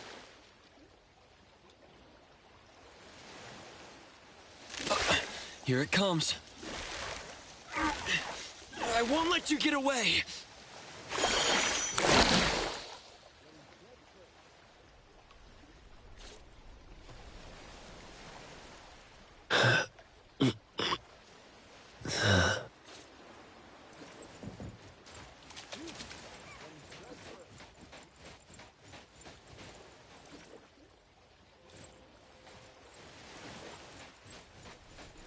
Yep.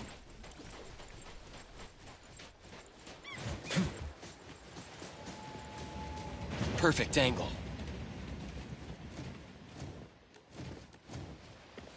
The wind's just right. Huh. Huh. Yeah, perfect angle. Come on.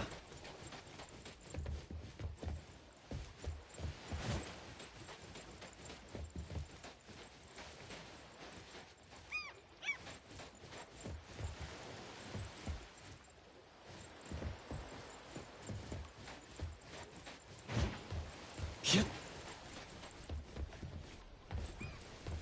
Huh. Huh. Yep.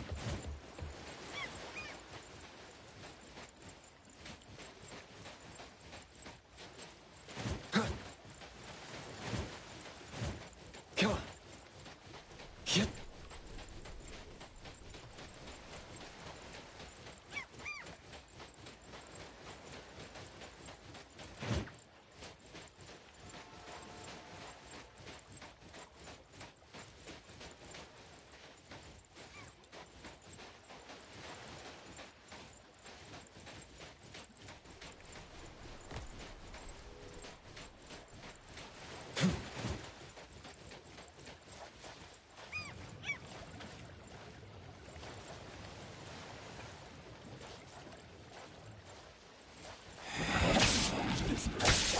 Great.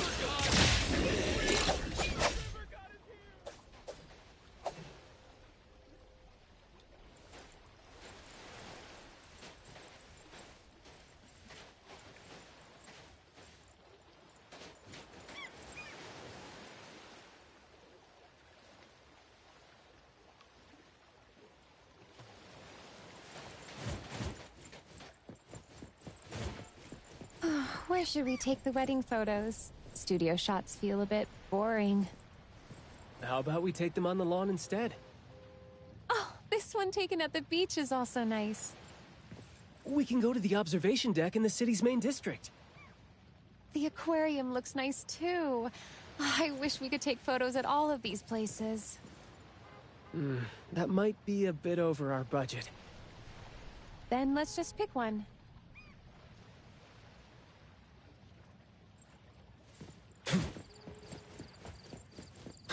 Come on.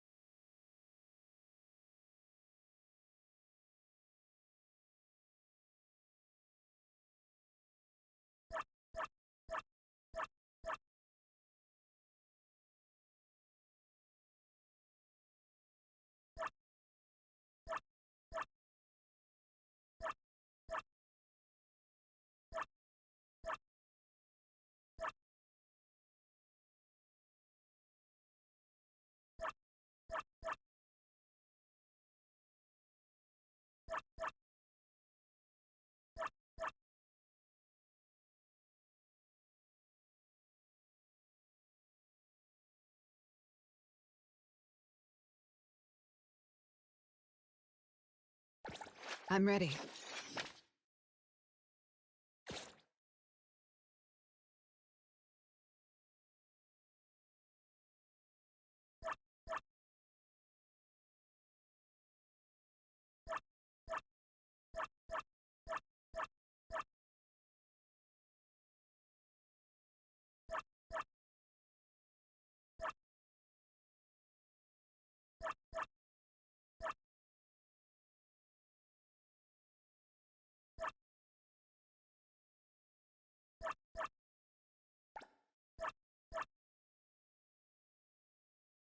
A fresh challenge.